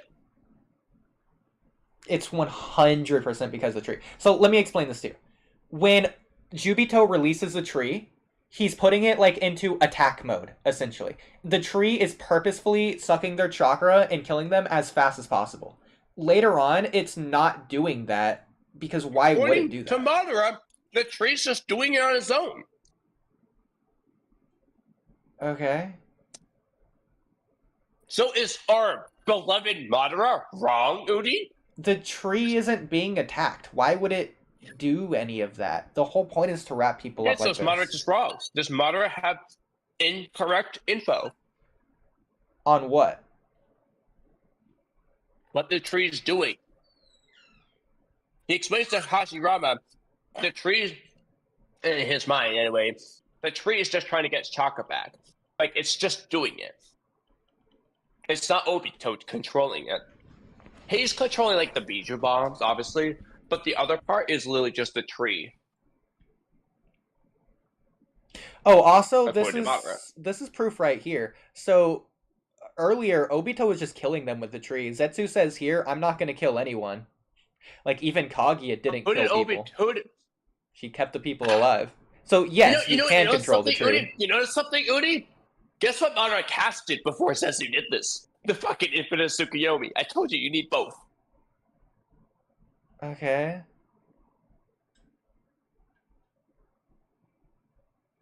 Is that, what? It's how it is. You can call it weird. You need both for whatever reason. I don't. Again, otherwise, what would be the point of the Infinite Tsukuyomi? Kaguya would just do deforced emergence and just suck them up without the Infinite Tsukuyomi. And every other person would probably just have white Zetsu soldiers for the fun of it, I guess. I mean, I don't think you can get the white Zetsu soldiers without the Infinite Tsukuyomi, otherwise it's pointless. And I don't think you can get the white Zetsu soldiers without the Deep Forest Emergence, or else it would be pointless. Like, I think you need both. Okay, in the same way, I don't have an answer for you. You didn't have an answer for me for my previous question. So I don't know, ask Kishimoto. What was your previous question? Whatever you said to go ask Kishimoto about. So, like, okay, so why did Kaguya cast Infinite Tsukuyomi? I don't know, go ask Kishimoto. I don't remember what the question was. Oh, no, you asked why does that make sense? And I said, I don't know, ask Kishimoto. Like, okay, I'm telling you, why did she do it? Because she needs it. You need both. So why do you think the Zetsu turned white? Otherwise. Why do you think the Zetsu turned white? Maybe because they're like a blank canvas. Like I won't say they have no personality, but they like lose their personality, and it's like, I'm just coming up with theories. They're like a blank canvas. Another theory would be like, something to do with yang release, and it's just like white, whereas yin release is dark. That's interesting. Yeah. So there's a few possibilities, but yeah. For me, it's because the obvious answer is literally because Kishimoto started with black and white Zetsu, and obviously black Zetsu is what he is, and the other one's white. But I meant like the transformation. I think because he says they form into their soldiers. I think it's just because they're like wrapped up. They're like not exposed to air. That makes sense. Yeah, it's almost like maybe. There's no sunlight, like they're as white as possible. Well, I'm thinking it's like a caterpillar turning into like a butterfly. It's almost like a thing to where also like it could be wet in there, like there's a ooze or something. Turns them into, I was also thinking another thing would just be like, obviously as we see, Tentel's and Jerky turn white, but Suzuki are very white. Like just the connection to the god tree could just make them light, the same as those other examples. That could be another one. Okay. Oh, it was the thing of, I remember what the thing was. Okay, so we know the Infinite Tsukuyomi is a genjutsu. It just disrupts your chakra. Like, it doesn't give you chakra. It doesn't slow your chakra drain or anything. That would just be headcanon at that point. So we know the god tree should just be able to absorb chakra at different rates. Like, the point here is that it's not trying to kill anyone. So, yes, it can wrap everyone up and then just slowly absorb their chakra. But, actually, that's what the point of the Infinite Tsukuyomi is. It's so that they can't break out. Because if they just wrap themselves up, they could just get out. But, no, they can't. If they just... Oh, because you're saying because it's a slow chakra drain? I mean... Maybe, but well, for example, really Sasuke, think civilian Grandma Josephine's breaking out. I mean, that's fair, but Kaguya's captives are not, Tobirama heroes, and they're not those people. Whereas, yes, it could be a thing like maybe if you struggle, it stops or delays the process as well. Like if you slightly tear the cocoon from the inside, that's like exposing yourself to the outside or whatever, it could just completely nullify the process. And plus, it could be a thing of also the Infinite Tsukuyomi preserves their lives as well. Like maybe when they're under Infinite Tsukuyomi, they just don't need to eat. Well, that's what I was. Yeah.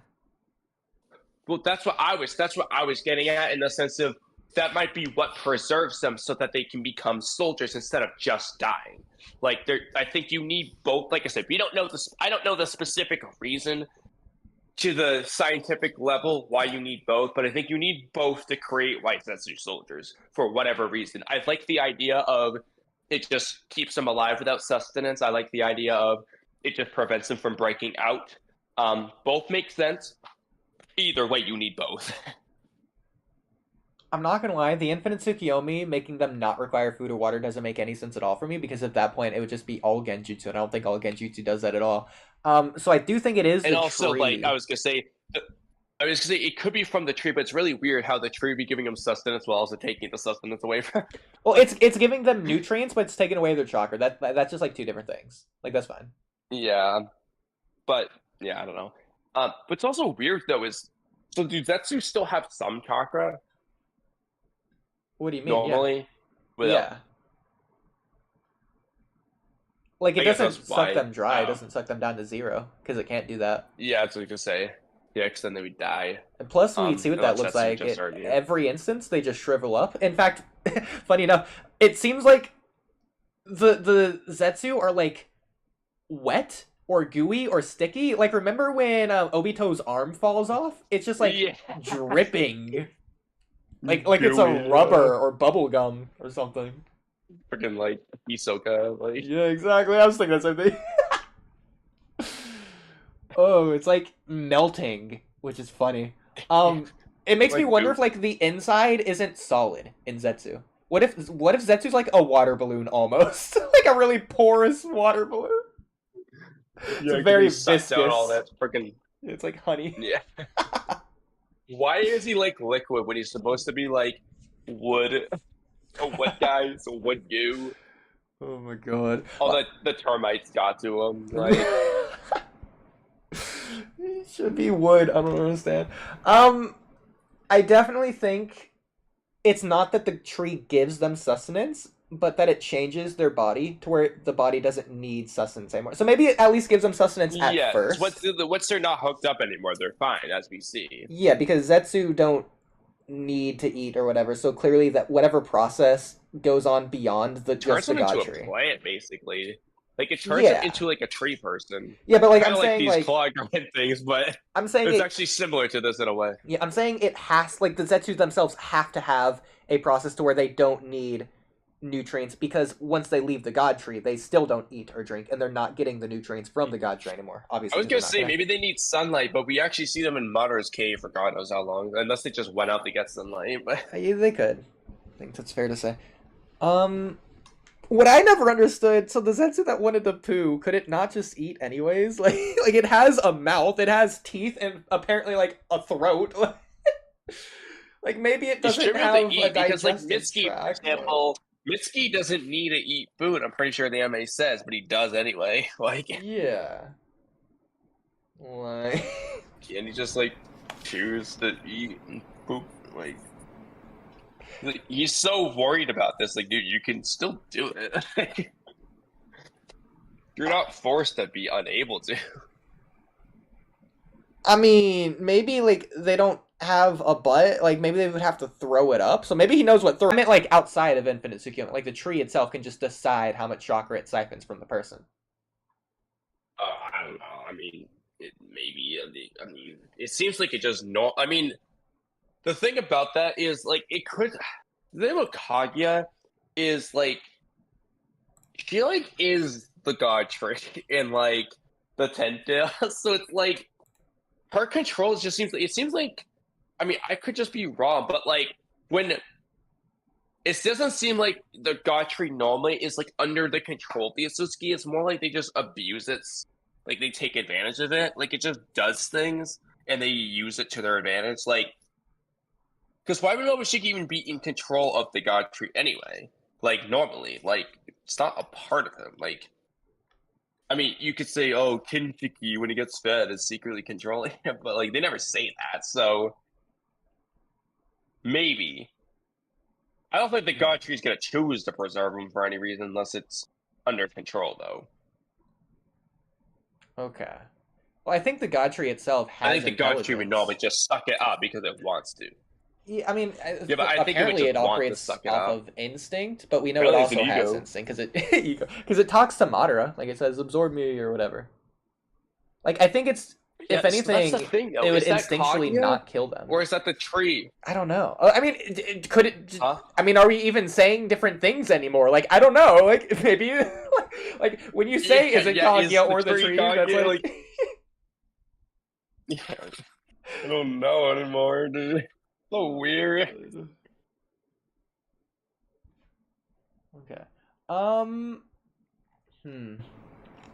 I will say on these first few panels, I definitely do agree with my cocoon theory to where like they're filled like some viscous goo or something, especially like, it's literally leaking out of them like a sap. And then on this panel, this one has its like face slightly exposed, indicating like this part of the process is done, but the rest of it's not. Yeah, he's turning into his Zetsu. Yeah. Well, do you think it's like this part of his face is done, like, but the rest isn't, or do you think it's just visually shown that like the whole thing's done, but it's like they're being let out, but like they can't animate it because it's a manga? Like, do you think this whole Zetsu is done, or just part of it? That's funny. I think the whole Zetsu's done, and it's starting to let him out. Okay. But I think it is. Something else. That's still funny. It's funny to imagine though, like it does it in like segments, so it's like it only has Zetsufied his top left face, and like the rest of them still gonna get worse. Something else I'll note, which is really interesting, it seems like they lose their form or like their inside liquid. I get maybe they're talking again over time, because if you look here, it's like flat, like it's tightly wrapped around them, like they're a mummy. But here, it's like indented around the eyes and neck and stuff. Like it goes in like it's a skinny, like it's wrapping around it more tight in a way. Like if you know what I mean. Yeah, it's like it's conforming to their body. Yeah, exactly. So I think it's definitely the like paper thing that transforms them rather than like the infant Tsukuyomi itself or anything. It's specifically That's what I'm the saying. tree, Like, yeah, you need the infinite Tsukuyomi on its own. I don't think turns it into Zetsu. Like, it's like I know it's weird to say that I say it like that, but like the Deep Force Emergence seems to be like very much related and part of this whole process anyway, because Madara is doing it for a reason. Like that's not. It doesn't sound like that is the infinite Tsukuyomi. It's just like Madara is just doing it because he thinks he needs to for some reason. Okay, so let me ask you this: if for whatever reason, after Sasuke uses a Susanoo to block infinite Tsukuyomi, and then he comes out, and then like Zetsu just dies of a heart attack, so they don't have to worry about that.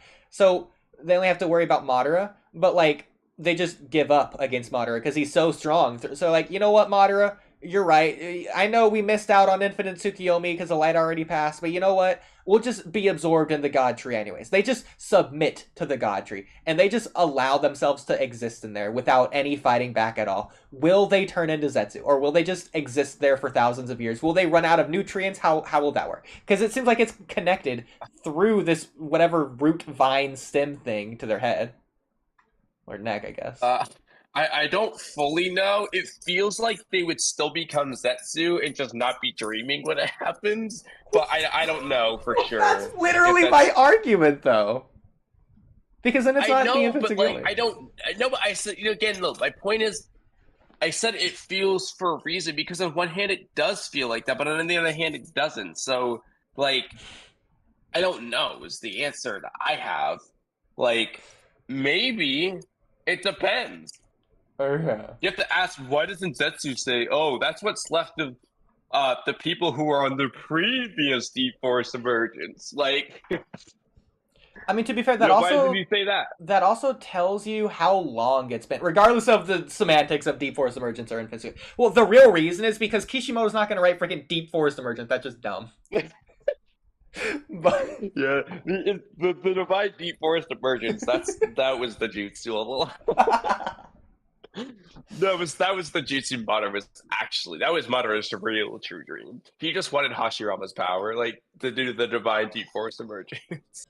Oh, to be fair, I don't think Kaguya did Divine Deep Force Emergence anyways. I think just the God Tree existed, whereas for Madara it didn't. So that would be the real reason. I guess it was inside of him, yeah. Yeah.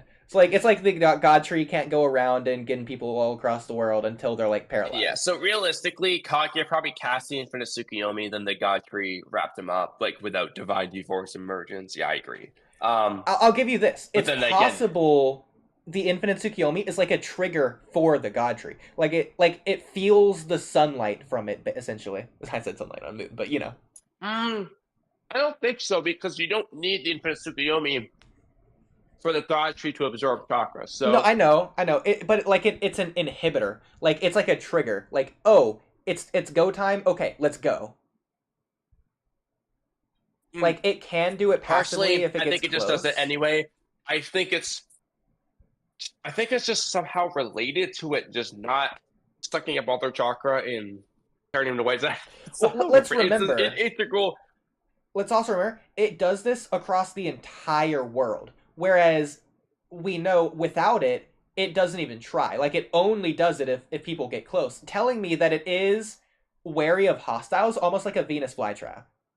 Like, if you get close to it, it'll absorb you, but otherwise you're safe unless the Infinite Tsukiyomi is activated.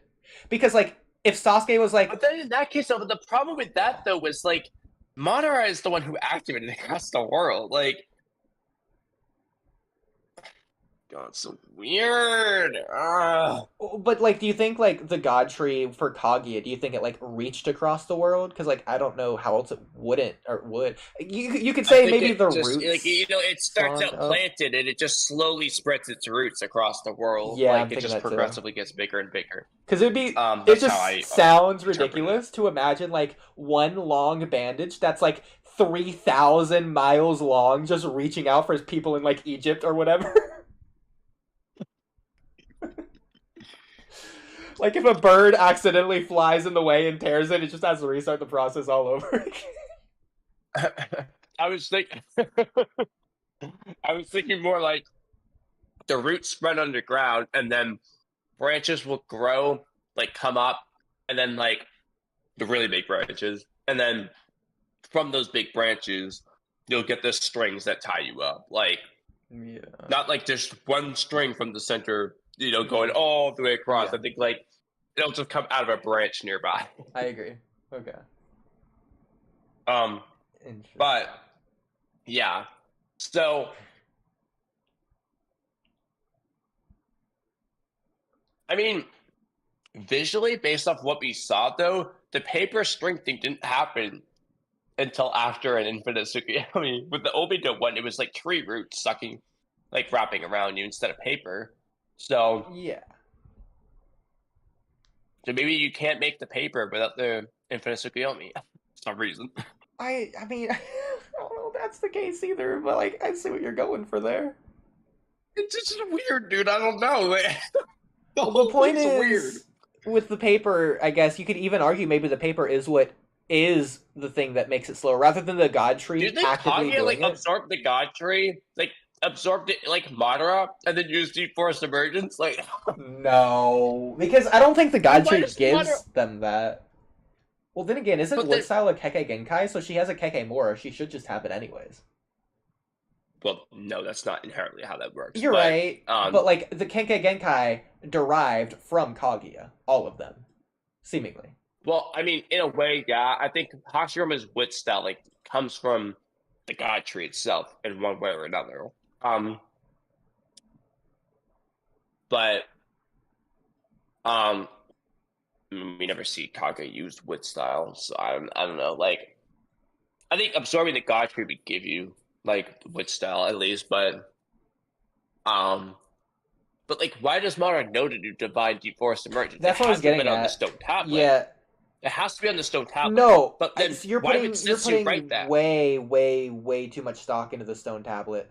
Once you unlock ability in Naruto, why did Madara do it? It's instincts.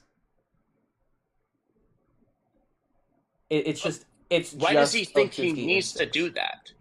I don't know if he thinks he needs to do it or if he just does it. Like, I don't think salmon think they need to swim upstream to go back to where they were born. They just do it. I get that, but, like, this isn't an instinct of, like, Madara. It's not an instinct to eat. This is Madara's plan, his master plan, dude. He knows what to do according to the stone tablet. Okay, but in that case, his master plan isn't the Deep Forest Emergence. It's just the Infinite Tsukiyomi. That's what I'm saying, dude. Why does he do it?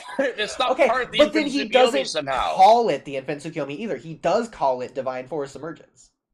And like, it's not like it happens automatically. Like, it's a thing that he does. No. Hold on here. Okay. Chapter 677. This light can penetrate and see through even shadows. None can hide from it. And then, next, boom, divine deep forest emerge. Like, no, he's planning this shit, okay? Like, it's like next. Like, he knows it's the next step.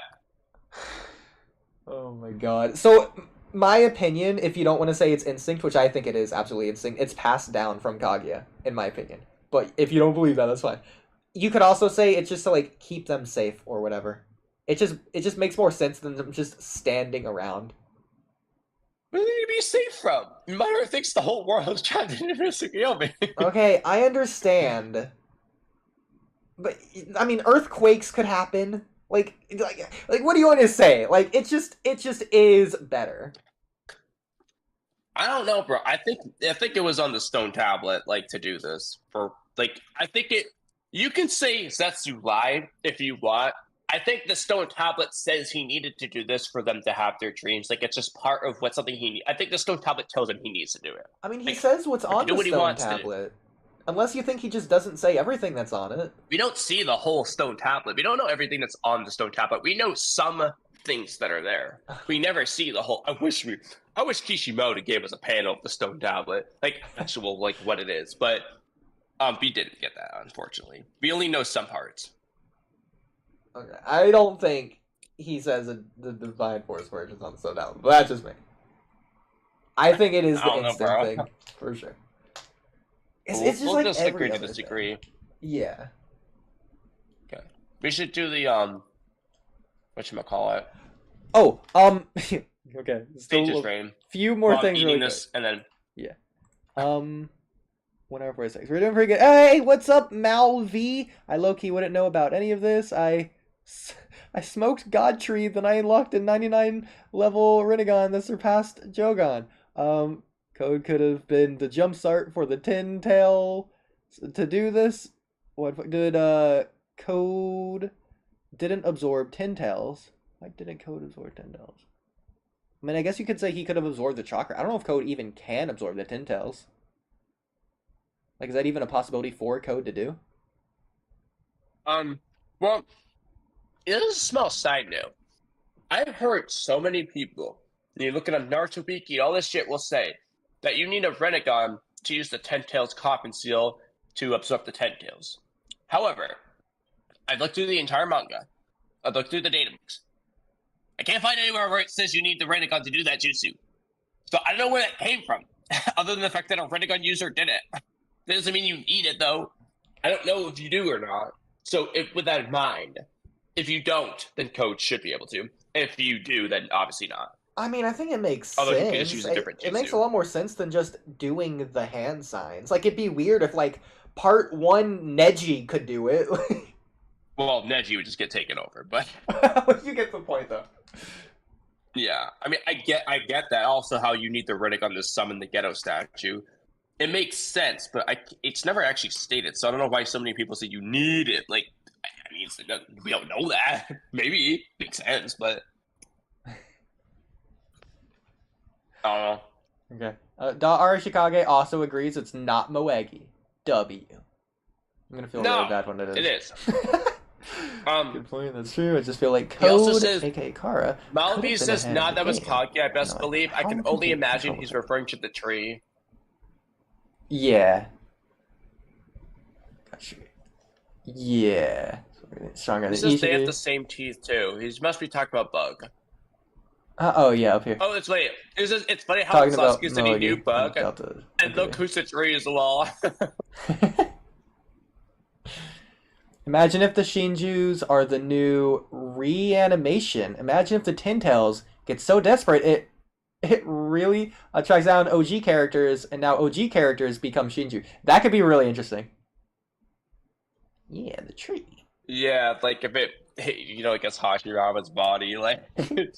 You do need the Rinnegan, LOL. Why else would, I can't see whatever because the stupid hard thing's away, Madara go out of his way to get his eyes back to... I'll let you address that one, Kamui. That's too far for me to even... I want to throw up right now. ATG.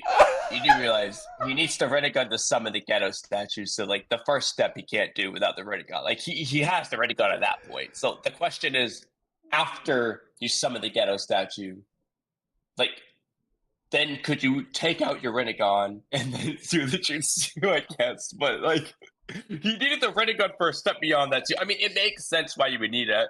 Don't get me wrong, I'm just saying it's never stated. Like it's stated you need it to summon the Ghetto statue. You needed the 2 Rinnegan to open the third eye when you go up to the moon. Exactly. But it never says you need the Renegade for the Ten Tails Coffee. ATG, you remember his plan is like infinite Tsukuyomi, right? But like, he still needs the Renegade for that. No, bro, he absorbed 10 tails without the Rinnegan eyes. Who is he? Absorbed, I think. Madara? No. Both Obito and Madara had a Rinnegan. Yeah, it was after the Sasuke stab, so he had a Rinnegan because he had Limbo. Let's just say about Shigen here. If it's Shigen somehow, then what if it's just what OG characters coming back is true. In a way, yeah. Leader, maybe the Ten Tails humanoid existence. Well, that's kind of like what we're getting at with the whole Ishiki idea. Madara's, yeah. Dude, we're so bad at reading live chat. Like, I don't know why. I just can't go in order. Like, it's either backwards order or just all over the place. Like, oh, right. Oh my god. Okay. Let's see. Okay. No, I didn't answer my own question, ATG. My point is, it's never stated you need it. We know you need it for the step before that. The question is, do you need it for the Ten Tails Coffin Seal? Makes sense why you would, but I'm saying it's never stated. So I don't know where people got this definitive statement that you do. That's all I'm saying. Oh, since we have both ATG and Mal V1 here, I want to ask them. Okay. What do you guys think happened with Kawaki's foot here? Because we talked about this earlier, so there's a couple different possibilities. The most striking one is it's AI. A different one would just be it's an artist's error on accident or whatever. I don't know how he missed it, but sure.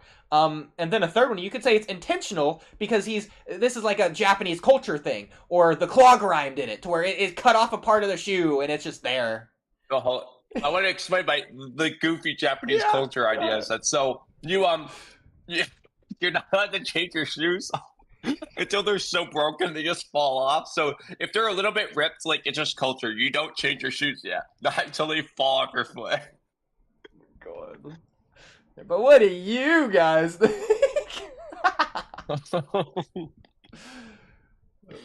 I guess while they answer that, we can get to those right here. Okay, so before I give my thing, because I realized something after I thought about this a lot that made so much sense. I was like, oh my god, all this thought I just did was so wasted. But I want to see if you got to that point yet. What do you think about this? I'm not skillful like my grandma. Flying Raijin as Minato? Oh yeah, that's the blatantly obvious thing, because he's literally not. He's having to rely on the pendant instead of like marking him as seemingly. And he's also time to think about exactly. Yeah. Which is weird. That's not how Flying Raijin worked in the first place. It's not a thing that you think about. Like, it's either a thing that you like know how to do when you have the chakra. I guess he just needed to concentrate. I think he needed to concentrate his chakra, maybe. It's just like a skill for example, like Naruto as an adult can form Rasengan really quickly with one hand, whereas before he had to sit there for like freaking felt like forever, just swinging his hands around with the shadow clone. Like, he had to put way more concentration into it. It could just be like that. Yeah, but it's not like a thing to where it increases the instant teleportation speed, or like a thing to where like you can only go half the distance between A and B. No, but like it could be like an all or nothing situation where it's like he can't do it unless he concentrates his chakra enough. To make a similar-ish case, those 3 Hokage guards couldn't do it by themselves. So in this case, they need to band together to use the jutsu period. In this case, those 3 Jonin together, like working together, is like Boruto focusing. Like, if he doesn't focus, he's like one Jonin on his own. But when he focuses, he's like all 3 together. If that makes sense. That could just be what it is. I think the most likely interpretation here is We know that Shinjutsu requires a lot of chakra, and Boruto's doing a hand sign here. So he's molding the chakra so the jutsu's more efficient so that he has the chakra in order to do this and then to fight Code after. Doesn't say... What do you think about that, Kamui? What? I don't even want to argue. Okay. So okay, all right. Uncontested. All right, great. All right. So you need the Rinnegan, bruh. Not everything has. He stated. Boruto stomped on his foot using flying Raijin. What can I say? That's for the foot thing. Oh. There's a rock near his foot. Oh! There's no way. That's not a rock near his foot. That's just dumb. Why? Rock. Why? Why would there be a rock in a one rock? One rock. This purple space. On the cover, rock. No less. It's not like this is an actual purple space. Oh my god. Nah, bro. Boruto's the red foot. LOL. All jokes aside, I'm not even sure. Kawaki probably got 6 toes. Alien DNA. God motion. I didn't even notice. Does he have 6 toes? I think that's not 2. Maybe. Okay, 2, 3, 4, 5, 6. I mean, you can say it's 6 if you think this very, very small triangle right here is a second toe. Oh, no, it's not. But I mean, it might be. This is the perspective right there. I mean, he's an alien. What can I say? Alien shoes, heels don't work. It's got 6 toes. Shoes flap out. What happened? That's what this man's been doing. You know what? Maybe that's a real reason the strap came loose, because it just made room for the toe. It like burst out of the shoe. Yeah. This is why Kawaki didn't chase Boruto for 3 years. He was too busy figuring out his foot situation. It's like, dude, I got more pressing matters, dude. I have a 6th toe. You had to figure this out. Oh my god. Okay. Amada's like, once upon a time, Shiba grew a 6th toe. Like, he's got this whole backstory about it. The 6th toe and what it means. No wonder their karmas resonated. It was actually the 6th toe all along. Yeah. Those who, it's like the 6 eyes in Jujutsu Kaisen, those who possess the 6 toes. Man, when they said Sage of 6 toes. Yeah, Sage of 6 toes. Oh my god. And then I think Jigen had like 8 tomoes. He actually had 8 toes. The legendary 8th toe. That's what gave him all this power. Yeah. Amada, like that black orb was what manifested, like the thing in his stomach manifested when he grew the 8th toe. It's like that when Naruto spread out the 8th tail, he spread out the 8th toe. The brimming power from Ishiki's body that was killing him, that was this is really, really bad. Okay. But I was thinking about this a lot. Like, what does Boruto mean? Like, he's a natural-born prodigy. He's literally named after Neji, because Screw, and then Bolt, and then Boruto. It's genius. He passed the Chunin exams with flying colors. The written portion, anyways. He's been compared to, like, a prodigy. He thinks he has the Byakugan or Jogan or whatever. Like, he knows he's talented and gifted and skilled in all these things. Even in the Mujina Bandits arc in the anime, he does kind of be like Minato when he, like, appears behind a guard, like, with the kunai to the guard's neck. It was really cool. But anyways, so I realized Minato was being humble about Sage Mode.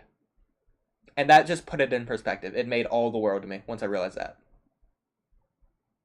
I mean... because he is skillful, like his grandpa. Well, okay, 2 things. Completely agree with what you're saying. Second thing, I think it's a translation error in the sense that Viz will say, I'm not as skilled as my grandpa. And in that case, it's going to be in reference to Flying Rising rather than general. Skillful. Like, yeah, you are. You learned the fucking jutsu. You're skillful. But the point is, he's not as good at this jutsu as Minato. I think that's what the Viz will reflect that better. They're also going to clarify that it's specifically in relation to Flying Raijin. Yeah. Like Minato didn't say, like, I'm not as skilled as Sensei, but even still, like, I think it'd be better at least if they specify. Yeah, Minato wasn't out of nowhere like, hey guys, I suck. He was like, no, I'm bad at like the Sage mode thing. So that's essentially what's happening here. He also didn't say that he sucks at it. He just says like, I can't maintain it for long. Exactly. Kakashi thought it puts him down more than anyone. Yeah, which is really dumb, and I was a proponent of this at first just because other people say, like, oh, he says he sucks at Sage mode, but then he's a perfect Sage. Like, oh, he's just being humble. No, it's because he can't stay in it for long. That's the reason he thinks he's bad at it, which he is bad at it for that reason. Let me see what he says word for word real quick. Sure. I mean, we both know the idea. It's because he can't stay in it for long. He can't maintain the form. Yeah, like I think is what he says. They specify like that, but I just want to see what he says. It's confirmed. I exposed Kawaki. Let's go. Yep, that's why. But does he like using his feet all the time, bro. That puts Sasuke's surfboard moment in so much more perspective. You know what? Mello might upscale Ishiki after this. We might have convinced him. He realizes that he has 6 toes. Well, it's Ishiki, so it's 8. Boruto is probably just very humble. Like, even after his fight with Code, I think anything that comes out of Boruto's mouth is very true. But Boruto doesn't seem cocky no more, like half part 1. You guys took my words out of my mouth. So, remember what I was saying earlier? It was really random. Yeah. Kurama told Minato to switch his chakra to sensory mode. Yeah. Yeah, he did do that. You could say it's in relation like the yin or yang chakra because we know that Hashirama asked Tobirama. That's what I was thinking, but... Yeah, because they're different in terms of yin or yang or whatever, but yeah. So when it's gotta be Minato's Sage mode? A thing like that. Because I just saw him activate it before discussing it. What am I missing? It's around there, yeah. I mean, you got it. Yeah, I'm confused. I backtracked, but no, I'm gonna try again. Just saw him activate it randomly. I didn't see them talk about it at all. So where do you think Code left to? Where did he go? Where did he went? I was wondering about like Boro's hideout. What the hell, dude? He literally just activates Sage mode. Maybe they talk about after the fact. That's funny. Yeah, I guess since Ada and Damon aren't there anymore, he can just go there. Like that's like at first he was kicked out of there. Now it's like his only place he can go. That's really funny. Yeah, I know. Literally, like I mean, it is his hideout. If it's not the Ten Tails dimension, that would be his only other hideout. So, where do you think the Ten Tails went? Assuming it's not a person and it is fully formed, where do you think it went? Do you think it's just hiding in the background? Like it just sneakily, quickly got away? Not one of those 4 people. Yeah, if it isn't one of those 4 people. Or do you think it like left to a different dimension somehow? If so, how? You could even argue maybe it learned the claw marks, which would be really interesting. It sucked itself into its own claw mark. That'd be interesting. Yeah, no, that's what I think it would do to like the teleport would use the claw mark somehow, but... Dude, what if that's what Boruto meant by worst future? It teleported itself to Konoha and just destroyed it. It leveled it with a 1 blast. No, okay, here's a couple funny options. Okay, that's one option. He goes to Konoha and the Ten Tails start wrecking havoc while they're all distracted. Number 2, it goes to Boruto's hideout. Coach is gonna appear there. Go just walks into that one. 3 is it goes to wherever Shibai's body is and it bites his body. Oh my god. I just thought of something so funny. Oh my god. What? How can I find this? Okay. Hang on. I don't want to say it. I found the Minato thing though, by the way. Okay, what does it say? Well, I'm looking this up. It's after, weirdly enough, it's after he uses Sage mode. But the Senjutsu and Kakashi's like, if I recall correctly, Senjutsu isn't your forte. Put him down. And Minato's like, that's an understatement. It takes me too long to build up the chakra, plus I can't maintain it long. I haven't used it much in real combat either. So he doesn't say, oh, I suck at it. What Kakashi says is true. It's not his forte. he doesn't use it much in battle because it takes him a while to build up chakra. Granted, he does it instantly. And he can't maintain it long. He doesn't use it in battle because of his fighting style. You know, he doesn't usually take the time to build it up. Now, I get why people are like, oh, but he built it up instantly. Okay, whatever. But he can't maintain it for long. That's the main one you could say. To be fair, he does it. He literally loses it immediately both times. So it's possible to say that he was actually building it up beforehand, and he just didn't say anything about it. Like he wouldn't be like, all right, I'm gonna start charging Sage Mode in like 5 minutes. I'll be ready. No, he's gonna wait like 4.5 minutes, and then like, all right, I'm not good at Sage Mode, but let's do this thing. No, also though, hold on. When does he activate the second time? That's what I want to check. He activates it a second time? He hasn't activated a second time yet. The first time he just did... I'll go back and look in a minute. I'm just looking at... Does he do it again in the guy fight? Oh, is it... No, because Lee powers up to throw the kunai. What does he do? No, because he's not in Sage Mode when he... I know he teleports in front to catch her True Seeker Orb and leaves, but he's not in Sage Mode outside of that... Does he only use Sage Mode that one time then? Yeah. Before they even talk about it? I'm pretty sure, unless I'm forgetting something. Yeah, that's what I'm saying. That's the same instance where he gets like hit by Madara. That's what. So, in this case, he's just standing there. He doesn't like do anything. He's just standing there.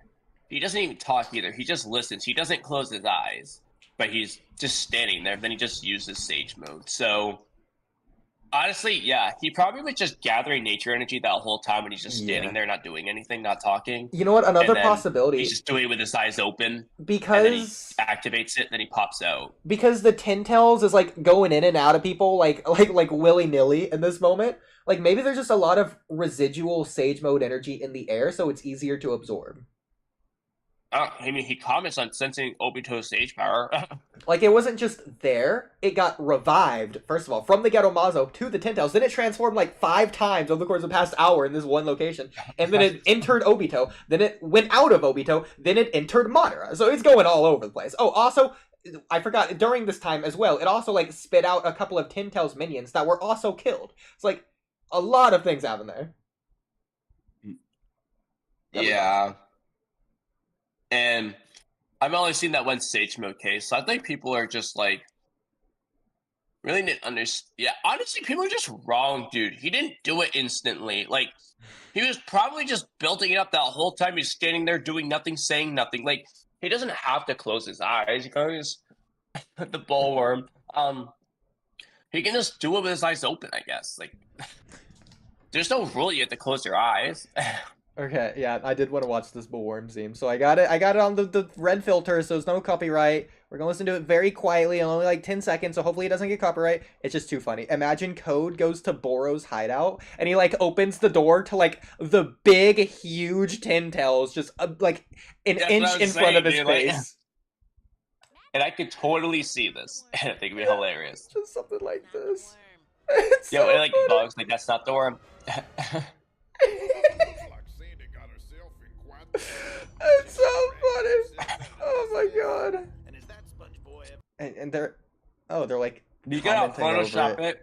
Put Code. No, but you gotta Photoshop this. Put Code's head on Sandy and like the Ten Tails head on the worm.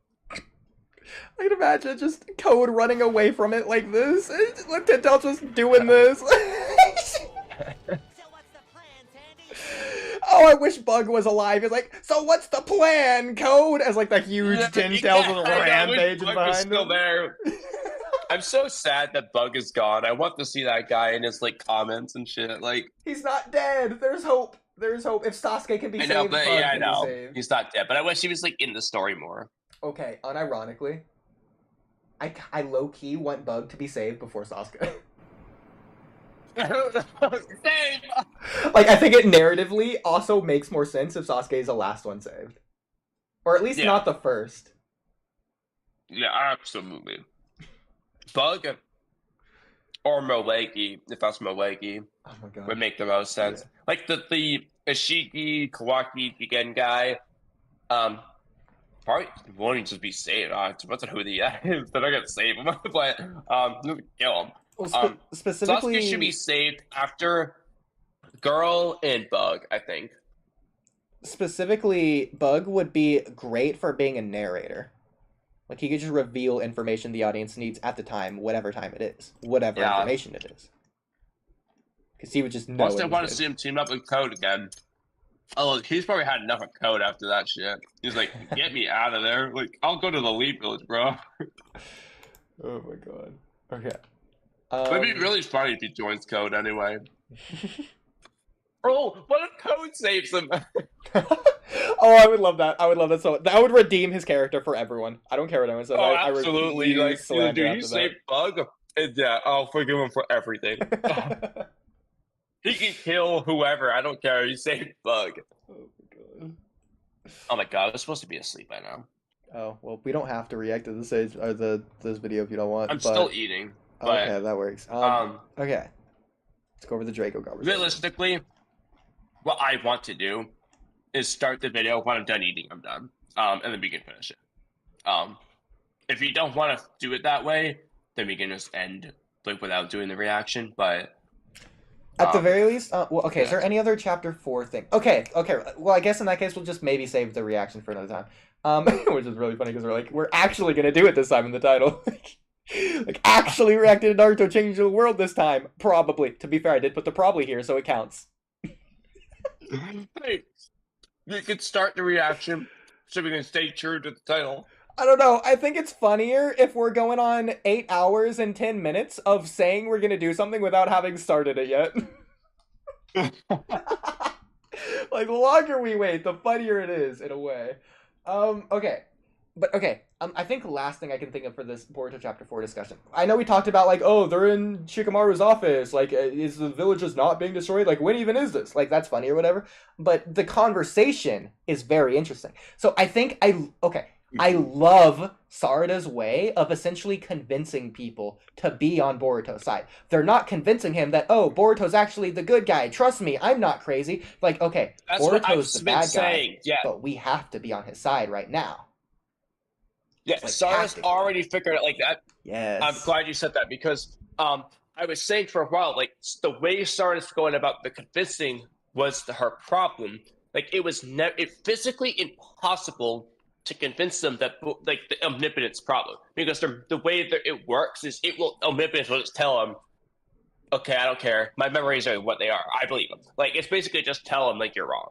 But she can go on the impression of, okay, no, Boruto did that stuff, but, like, this is what we, like, she needs to look at the present and future, essentially, not the past. So, that's what she's kind of doing here. Hey, well, Boruto's on our side trying to take out Code. We need to team up with them so we can do that.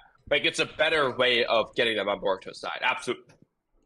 So even this tactic especially works considering you consider the war arc. Everyone, when Sasuke arrived, was like, well, I don't trust this guy, but if he wants to fight along with us, then I guess we'll go along with it for now. Even Shikamaru says that pretty much word for word. Like, considering this is Shikamaru here, it's like, it's the same thing applies. Yeah, exactly. He doesn't trust Boruto, but if Boruto's going to fight along with them, assuming Shikamaru is the same character, which, assuming it's not Shikadir, but it is Shikamaru right now, then... Yeah, is the Shikadir or Shikamaru is the question. That will determine this. That changes everything. What you will notice, though, is that Shikamaru's not the one, like, arguing against Star. Like, the only thing he says is, stop arguing before I get pissed off. Because I'm the Hokage in charge. But, like, to be fair, he does say... Like, no, we gotta kill Boruto now! Like, no, sir, no, we're gonna kill him, like... Yeah, I think it's really interesting, though. He does say Hokage in charge instead of Hokage. Like, he refuses, even after, 2-3 years later, to take on the mantle of Hokage. He's like, alright, yeah, I'm temporarily in charge, but, like, I'm not the Hokage. Yeah. He refuses to call himself Hokage. Really? It's just because they didn't want to put the 8th Hokage face up there because of retcon? Because future flash forward scene? Yeah. Like, I guarantee you if that flash forward scene didn't exist, his stone face would be on that monument right now. Yeah. So what's funny is Konohamaru's just wrong then. He's not the 8th Hokage. He's just a stand-in Hokage. Yeah. Didn't Konohamaru say he was going to be the 7th Hokage? Now we're going on 9th. At least. Didn't he say he was gonna be like the 7th? I don't know. Yeah. I'm back. Oh, more like I'm finally here. Hey, space. We're talking Boruto. Okay, so this was really interesting. So, do you think Kawaki knows that Sarada isn't under omnipotence? Because I think he knows that Himawari. Well, he might not know, but he might have some inkling that some people are on Boruto's side, like Himawari might be. Okay. Being on Boruto's side is a little bit different. Either way, he obviously knows that Sarada's on Boruto's side in some instance. But do you think he thinks the omniscient thing? Because that also changes everything. Because that means that he knows that she knows that he gave Boruto the scar, rather than the other way around. Because that means he knows that she knows that he tried to kill her. Which that's throws everything in perspective. And that's the thing, because I was like, if Kawaki figures that out, it's like, I've been wondering if he would take drastic measures. Like, I don't want to say he'd kill Sarada, but, like, at least threaten her, like, about it. Like, you know, like, you keep quiet or I'm going to kill you kind of thing. We're working on obviously space. In secret, not in front of Shikamaru, but... Yeah. Because, yeah, it's like, I mean, he's definitely going to be at the very least, I want to see Kawaki like have some internal thoughts about like Sarada becoming a problem. Whether he thinks she's, or maybe even just thinking like, is she immune? Like, or something. Yeah, questioning it would be cool. I don't want him to just know. I want him to at least question it, kind of like Data. Like, I'm starting to wonder if you're actually under my charm. I want him to question like, I wonder, like, is she like not affected by omnipotence or something like this, or have him be like, this doesn't make sense. Why would she ever be on the side of the guy who tried to kill her? To be fair, like, not affected or something? That would be cool to see. I am 90% confident Ada already knows. She has known for a while. In fact, I would go as far to say she knew from the first time Sarada and Sumire figured it out. Figured what out? Like, that they were immune? Yeah. I'm not going to go as far as to say she knew 100%, but she at least had that inkling there. It was very clear based on the way that she was looking at them. But I'm pretty sure she was confident. Like, she was confirming her suspicions, I feel like, at that moment. Yeah, it almost felt like she was testing them. Yeah, see if they would say it. Like, yeah, like in chapter 76, I almost felt like she was testing them. And then, honestly, chapter 1 of part 2. Good. It happened 3 years ago. That conversation happened 3 years ago, okay? She said those exact words, I wonder if you're affected, and she forgot and did it again, okay? I refuse to believe she didn't say that. But it's the same thing that she did with Code. When they were still in their alliance, when Code still had his limiters on, she would ask Code questions that she already knew the answer to. I can't think of any specifically off the top of my head, but she just did this type of thing all the time. Like, she never believed in the alliance either. She was always like, all right, this probably isn't going to last. Maybe not necessarily, but like, she put faith in it. Yeah, exactly. Like, I mean, that's why people were like, she wanted to let Code release his limiters as a thank you for setting her free, basically, but she knew, like, then I'm just gonna get rid of you. Because, like, so many people think the cliche, like, surface level, like, they were even thinking, like, oh yeah, Code and Ada and David, they're just gonna be the new dynamic trio, they're the bad guys, because of course they are. But, like, it's so clearly obvious that that wasn't gonna be the thing from, like, the get-go, essentially. It was obvious that there was a rift forming and that they were gonna separate. The question is what Ada and Damon would do. They figure joining the Least Village made perfect sense, like I'm about to explain. So it really made perfect sense.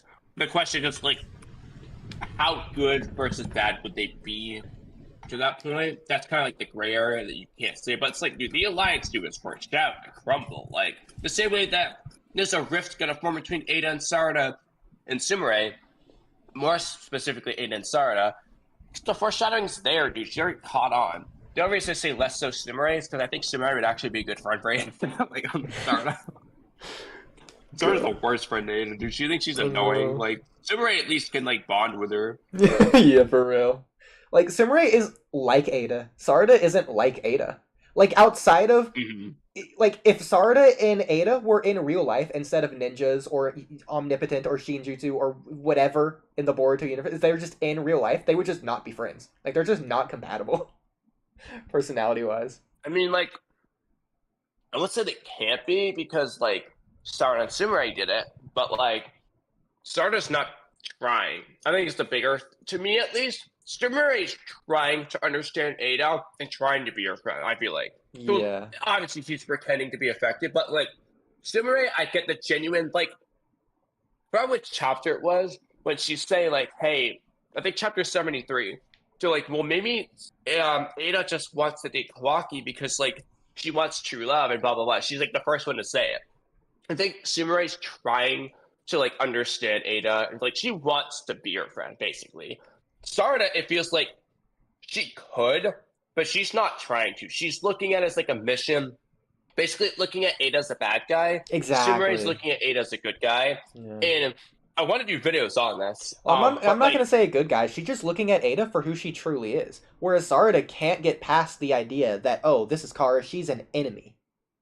Like, I'm going to be the one to have to kill her in the future. It's like, I think Ada needs, just like Mitsuki, in a way, Ada needs a son. Sarah could be the son. Ada mistakenly is chasing after Kawaki. The son she needs is true friends. It's not this douche boyfriend Kawaki. She needs friends. Yeah. Sarah and Sumire would be like her sons. Sarah, the son Mangekyo person here, isn't trying to be her son, though, unfortunately. Which is what's tragic for Ada. It's like she needs it's kind of like Mitsuki, but Mitsuki's gonna figure it out, basically. He's gonna figure out who his real son is. Ada, I don't know if she will. I don't know if Ada's gonna have a tragic fate in the end or not. I'm unsure if she'll figure out like what she really needs. It depends on Kaguya for me. I want her to be a friend Sumire and be safe, but like she might get a tragic destiny just so that someone does. But they 100% have to bring Kaguya back, so Ada is going to be related to Kaguya in terms of their tragic ending. So whatever Ada's ending is going to be, it determines on like what Kaguya's ending is going to be in Boruto. Interesting. Yeah, for sure, 100%. I like the idea. Yeah, so when you were saying that, I really had a really interesting idea that I like. Yeah. Actually, continue what you're saying before I ask. Okay, so the way that Sarada versus Sumire see Ada, it goes back to Shikamaru's not question, not plea, not demand, but like the idea that you'll have to kill her in the future. So it's an if or win thing. Sumire sees it as an if. Sarada sees it as a win. Yeah, I knew where you're going. I absolutely agree. Mm-hmm. Like, yeah. I didn't know if there's anything to add. I just agree completely. Yes. That was so good. I thought anything more I can add. I just agree. Okay. So what are you gonna say? Besides that? For the Kaguya, yeah. So do you have any idea how you think she'll be brought back? Brought back. At least like in the story, thematically, in some way. I want resolution with Ishiki, so it would have to be with this new Otsutsuki if it's related to Jigen genetics. Okay, that's what I was thinking too. But the question is, okay, from there, how do we get like the specifics of how Kaguya gets in there? Is it just like to get resolution? Isn't just explanation. Like that's not resolution. That's just explanation. So we can get explanation of their backstory. My other possibility, this would be crazy. Maybe either Akabe either doesn't exist, or Amado has some grave mistake to where he somehow accidentally implants Kaguya instead of Akabe. So either Amado's going to like accidentally do it or intentionally do it. It depends on if he knows or not. See, that's what I was thinking in regards to I mean, I still don't know for sure, but like I thought for a bit at least that Amado was like, if, for example, okay, the girl says to Code like, "Oh, you're just a tool that gets used by others." Okay, we know that like it's a thing that they've been saying about Code and Kawaki, right? But like you should ask yourself, who is using Code then? Because I wouldn't say that the Ten Tails was using Code. The Ten Tails didn't tell Code to do that. Well, my answer was Amato. Amato was using Code. So then the question is, does any of this relate to Amato's plan? Maybe, maybe not. But I still think he's using Code somehow. But I've always thought that he was going to accidentally, basically, through his using of Code or Kawaki, something was going to go wrong, is what I was thinking.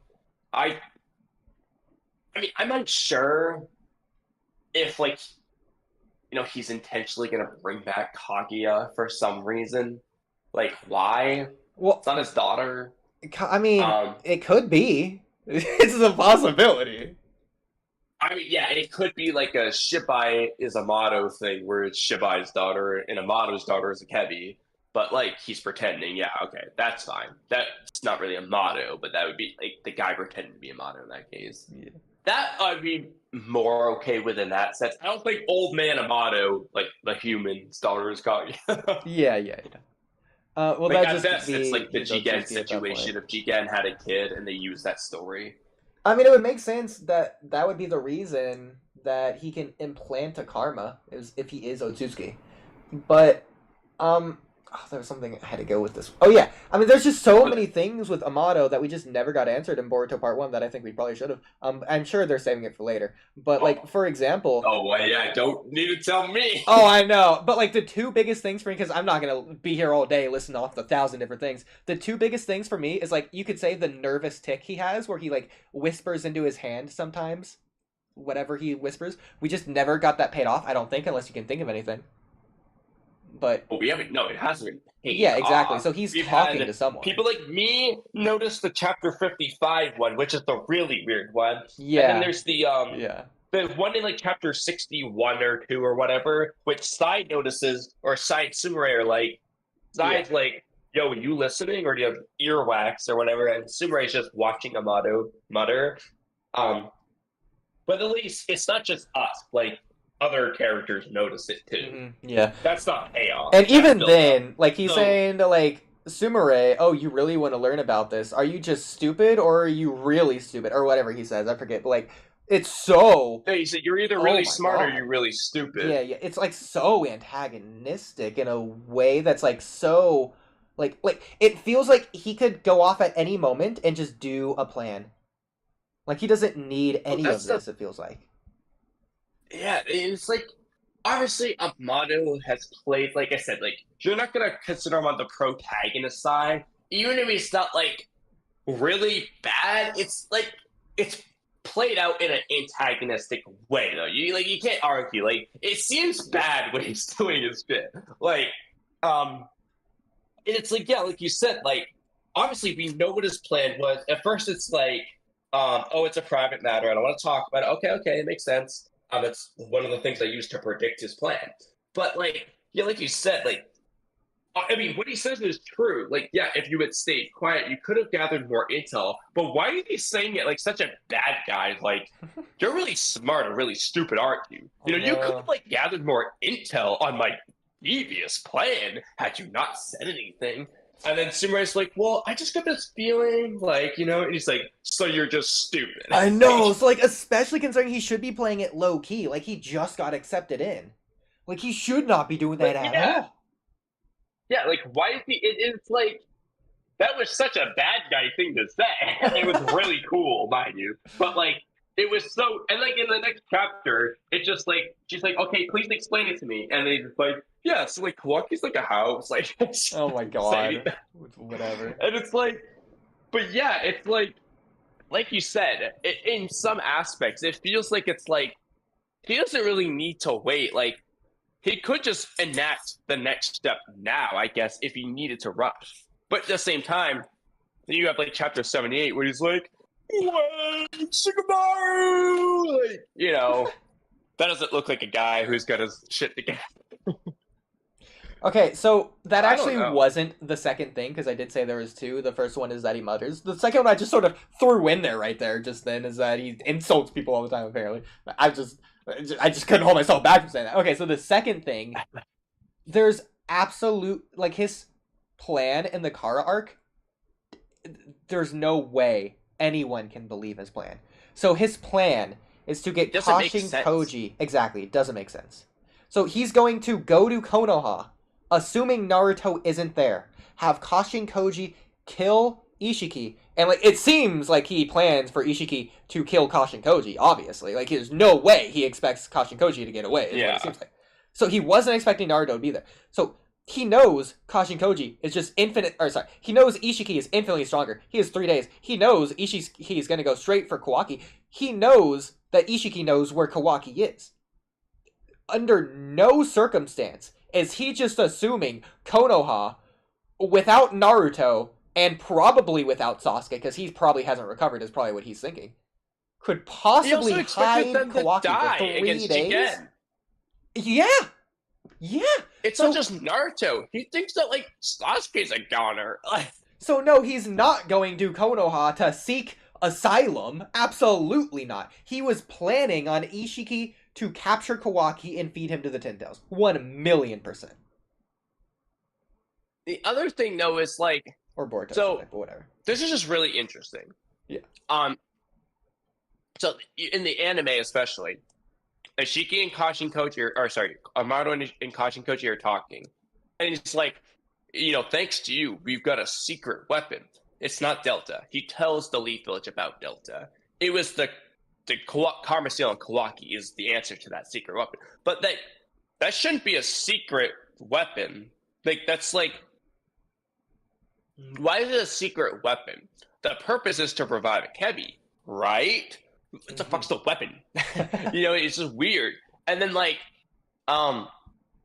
you said, yeah, his whole plan with that is just weird. The whole, how is he even gonna get out of the Ishiki situation?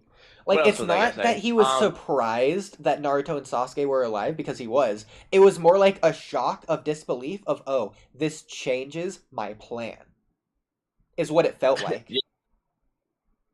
Like, if you go back and analyze it, 100%. Like, it's not only that, but like, even though Naruto and Sasuke were alive, that still doesn't really change his plan. It sort of just slightly delays it, maybe. Like, it's a cog in the wrench or whatever the people say. I don't know, it's a cog. Wrench in the Kages. It's all of them. It's all of them in the everywhere is I what know it what is. you're trying to say. Yeah. I don't remember the words, but I know you're getting that. So, best case scenario is exactly what happens. Ishiki comes to the village like he's expected to. Naruto and Sasuke are there completely healed. For whatever reason, just Boruto teleports them away, and then Naruto and Sasuke follow. That's still the best case scenario for, like, the village. It's technically worst case scenario for Amado's plan, but that's still fine, because it's Ishiki, who has 3 days to live. He's just going to kill Naruto and Sasuke, and I guess capture Boruto or whatever. He wasn't, under any circumstance, as far as I'm concerned, anticipating Baryon mode at all. Like, there was a 0% chance of Ishiki losing that fight in his mind. 0%. The only thing he was worried about, he didn't care. He was only worried when Kawaki got summoned there, and so Ishiki was going to play his karma on him. He's like, oh shit, this is bad. Like, he was worried about that, though, is my problem. Like, about him wanting Ishiki to capture him.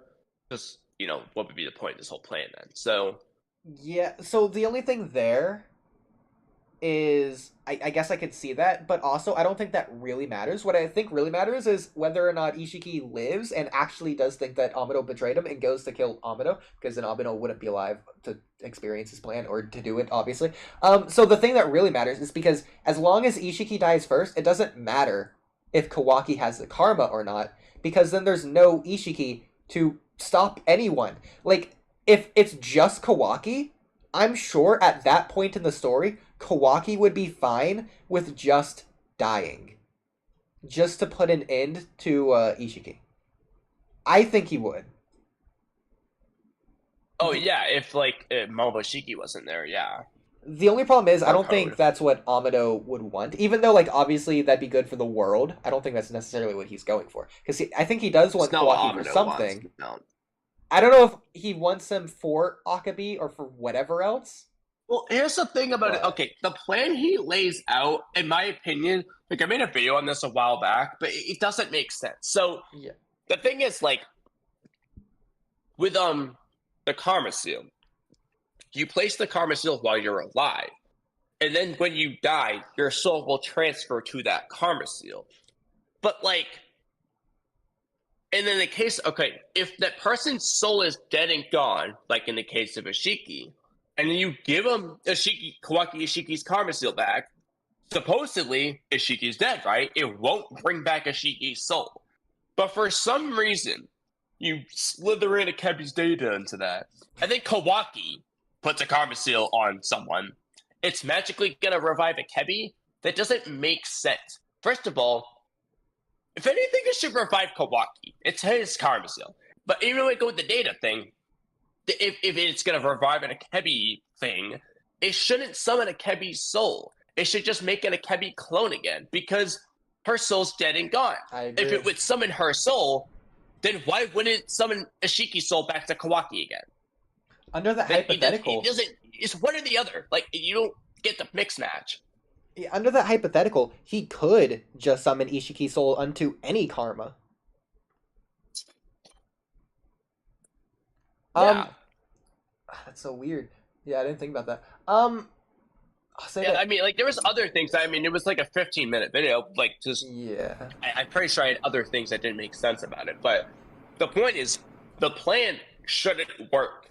Like, he's like, that should be enough to revive Akebi. No, it shouldn't. I think it just wouldn't work. And I don't think Amano should be dumb enough, like, to contradict his own logic. You know what I mean? It's like, he's the one saying Ishiki won't come back from this karma seal. So why would you think Akebi would come back from this other one? Let alone not just be Kawaki's.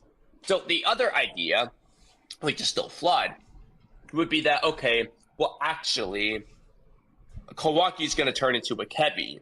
So he wants Kawaki to implant karma so that Kawaki can revive instead of just dying without knowing it.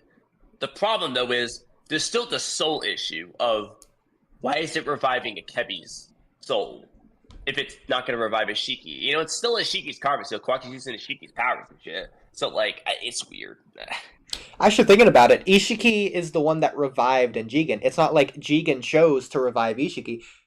So does Akebi choose to revive in Kawaki, or would Kawaki have to choose to revive Akebi? I don't think it would even do that. I don't think her soul would even be there. Although I will say, Ishiki didn't choose. Jigen's death, or Ishiki's death automatically did it. So, like... Well, yeah. Ishiki, you know what I mean. Was tiny inside Jigen, but he died alongside Jigen, and so it automatically did it. Yeah, but you know what I mean. Like, I think if there was two fully compressed karma seals, like if Kawaki's karma seal was fully compressed, and for whatever reason he just didn't revive at that time, he could choose to revive into either Jigen or Kawaki. I think so too. At least the way it's explained, it doesn't say, "Oh, the oldest one automatically gets it." Yeah. Because otherwise, why even do the other vessels, right? So I think he would get the choice at that point. I mean, it sounds... The weird thing to me is that it destroys the other karma seal because it's the stopgap to prevent Otsutsuki's from duplicating. What's wrong with that? It seems like that's something they would want. Considering they have to feed Otsutsuki, like, to the Tin Tails. Just make more Otsutsuki. I don't even get that, because, like, okay, to compare, for example, you know, with Jigen, he can just be 100% Otsutsuki with a karma seal, as we saw, while Ishiki was alive. And there was nothing wrong with that. So, like, if Ishiki resurrects in Jigen, why can't Kawaki just be 100% karma seal, and Ishiki's soul just won't go there unless Ishiki dies again? Like, the same thing. Why does it matter? I don't know. And also, like, Orochimaru's curse mark is another example. It's fine for Orochimaru's soul to be everywhere in the world. I know, yeah, exactly. Like, that's so funny. But even ignoring Orochimaru, different jutsu, right? It just doesn't make sense to me. Okay, it's okay for Shiki to be alive, plus 100% Jigen with a karma, plus Kawaki with 80% with a karma. So, like, Ishiki revives in Jigen. Cool. Why is it not okay for Kawaki to have 100%? Like, you already had 100% Jigen plus a real Ishiki, and that was fine. So why does it doesn't make sense.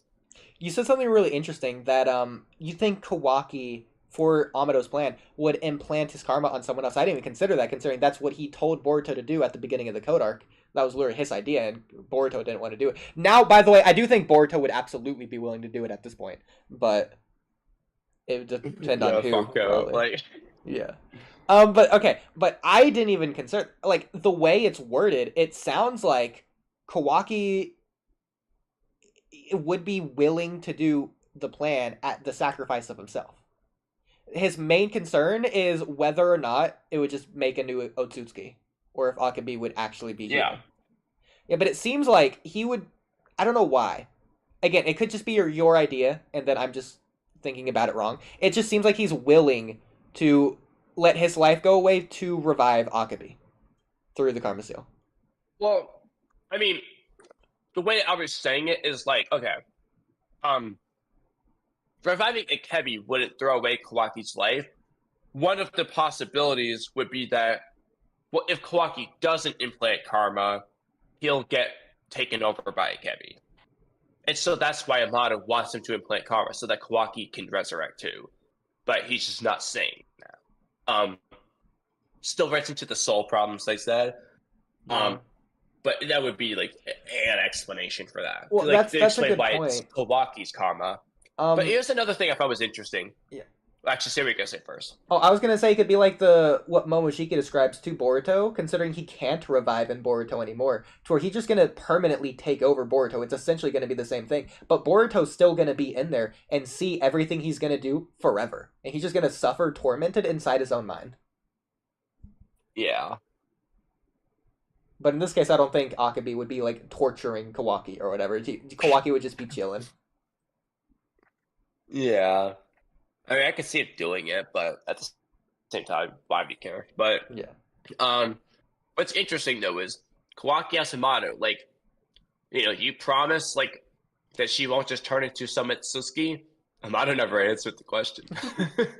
I think all this would also never play said, I promise. into like the Shibai Otsutsuki, considering Shibai in Japanese means like stage play or whatever. It means like actor, like facade, a fake thing. Yeah. So this could either somehow it somehow plays in. Whether Amado's lying with the Ishiki plan in the first place, or he's lying about Akabe, or he's lying about Kaguya, or he's lying about Kawaki's Karma Seal, or something. Something here is the Shibai. Why are you gonna be just stupid and you're just wrong? I mean, hey, if Momoshiki give me wrong, I don't see why Alvin can't. Yeah, like whether he means to or not, I think it's not gonna go the way he said at the very least. Oh, something that's really funny. Hot Boy did a stream earlier today, like reacting to the latest Boruto chapter, and at the beginning of it, he was like praising the idea that we should have got Sakura's reaction before the time skip, because we told him that. Oh my god, just thought that was funny. Did he shout us out? Probably not. I wasn't listening hard enough to pay attention to that. I don't think he did. Probably did. Probably pretended it was his idea. And the ones I think he said he didn't remember where he heard it from, or I think it was very offhanded about like where he heard it from. It was like, oh yeah, I heard this idea about like this and this and that. And yeah, that's how it was. Like he wasn't focusing on where he got the idea from. He was just focusing on the idea itself. Yeah. Well, it was us. We know. Yeah, we know. Don't worry. We had a lot of things to say about the time skip. Okay. Which I can't believe we momentarily had to disagree with them about it. I know. Well, I think he just hadn't thought about it before, because it seems like now he has warmed up to the idea, not just the Sakura thing, but like, man, there is things that we should have got before the time skip. Like, he did say something like that on stream, and then he like used the Sakura thing as the biggest example. Like, oh, definitely we should have got Sakura's reactions. One thing we should have got. So like, it seemed like he was definitely warming up to the idea. Yeah. I was so surprised at first when I was just like, huh? But he didn't say like yes immediately. I mean, I can't blame him if he hasn't thought about it, because he doesn't like Boruto in the same way. Also, I forgot the specific semantic wording of it, but it seemed like there was a misunderstanding with what we were saying at first too. Probably, yeah. Well, to be fair, like, we went into it with the to context that we know, but like he didn't know. So like he hasn't seen the 90-minute video you made, for example. So like, he's not gonna watch it. Yeah, like from his perspective, I don't even blame him. It's just like two random bozo strangers he's never met randomly hating on some random part of Boruto. Well, I like Boruto. Let me defend it, because I never thought about it in a bad way in this regard. Yeah, he should have just thought about the fact that we're like Boruto fans and like we stream about Boruto. It's the only thing we complain about. Oh god. Okay. It was so funny when like he was actually. We're not gonna react to Sage's rain at this point. I want to make 2 pieces of toast and then be done. Okay. But you mentioned I guess this is a little bit off topic, but you mentioned you talked to Mello a bit more about the whole Sasuke thing. I was just curious, like some of the things you said. I wrote down all of my thoughts. I saved it to a playlist, but I think he either privated or membershiped or deleted the video or something, the VOD. I haven't checked, but he you said guys were on his stream. Yeah, we were on his stream. I should have recorded it. I just didn't. I asked him to send me it, but he said it was too big. But I don't know. I'd sent him my email. He just never got back to me. He's just like, whatever. He's like, afterwards, when he told me that he deleted it, he was like, oh yeah, you could just like record it on your end. Like, I don't know, but it's like deleted. So like, I don't know. What is, like, why are you even telling me if you already deleted it? I don't get it. Whatever. I don't know either. Well, that's unfortunate. Well, you'll have to just tell me what he said. So, at the end of the day, he didn't change his mind, as you can imagine. Well, like, what did you guys say? Is what I'm asking. I mean, obviously, I was like on the correct side that yeah, Sasuke is a great dad. I was like. Again, I wrote down all the thoughts so that we can just go over it later with, like, I guess Cam here and maybe Trippy or whatever. I just wanted a brief rundown. I mean, it's, Sasuke is a good dad. Like, that's a brief rundown. Oh, so that's like, so what did you talk about, actually? Oh my god. Okay, you're not like, accepting whether my he's a brief good rundown. dad, or like how he's written, or a little bit of everything, or... Yeah, mostly the dad thing and how he's written. We didn't go into, like, power scaling, really. Maybe, like, a few offhanded jabs, but, like, not really. Oh, we talked for, like, an hour about it, like, 30 minutes about other stuff. I can pull it up if you really want me to, but... Well, no, I mean, we can do, like, 1 minute of Sage's Reign if you want. Well, one really quick point I said that the village resents Sasuke, like, still, based on, like, he was a criminal in the war. Like, the village still resents him. We see that. And so, like, if he hangs out with his family is going to get resentment. And so that'd be bad. That's just one point I made. That's interesting. Yeah. He wasn't too receptive to that at first. To be fair, though, I don't think, like, random Leaf Village bozo is going to resent Sarada because Sasuke hung out with her. Well, I mean, when you think about Kid Naruto, like, they didn't resent him to his face. They, like, gave him the side eye, or even just didn't do anything at all. Literally ignoring him, like, left him alone. Gave him a better way to explain it is, if they were going to resent Sarada because of Sasuke, I think they just would anyway, not because, he goes home to see her. I disagree. I think it's the opposite. Her, period. I think if they see Sarada hanging out with Sasuke, they would, in that moment, stop liking Sarada. Because Sasuke. Well, why would they see it's not specifically Sarada. If he's going out for a Sunday stroll, I guess. But like, I'm just imagining Sasuke being in the house. Well, it's like they just don't like Sasuke. Like, if I saw you hanging out with Hitler randomly, I would give a scowl in your direction. Like, it's not a scowl to you, but like, you wouldn't know that. I'm glad. I'm glad you wouldn't be scowling at me, specifically. I mean, if I actually saw that in real life, I'd be flabbergasted, but that's a different story. For 2 reasons. Yeah. 1, why is Hitler alive? And 2, why are you with him? Like, what is he doing there? Yeah, but I think it'd be like the same thing that like Kid Naruto got. Or if anything, for the sake of Boruto writing wise, it would literally be she would feel like an outsider just like Kawaki. Yeah. Okay. But okay, we'll move on from that topic because we'll come back to that some other time. Maybe even when Mel is on, because I wrote down a lot of things that we didn't even get through it all. All right, Draco's. Actually, before that, one more thing.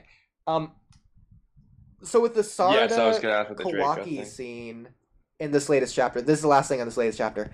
I thought it was really interesting because it wasn't just the dynamic of Sarada going against Kawaki in terms of like trying to convince Shikamaru. She was like going against him directly. Like Shikamaru.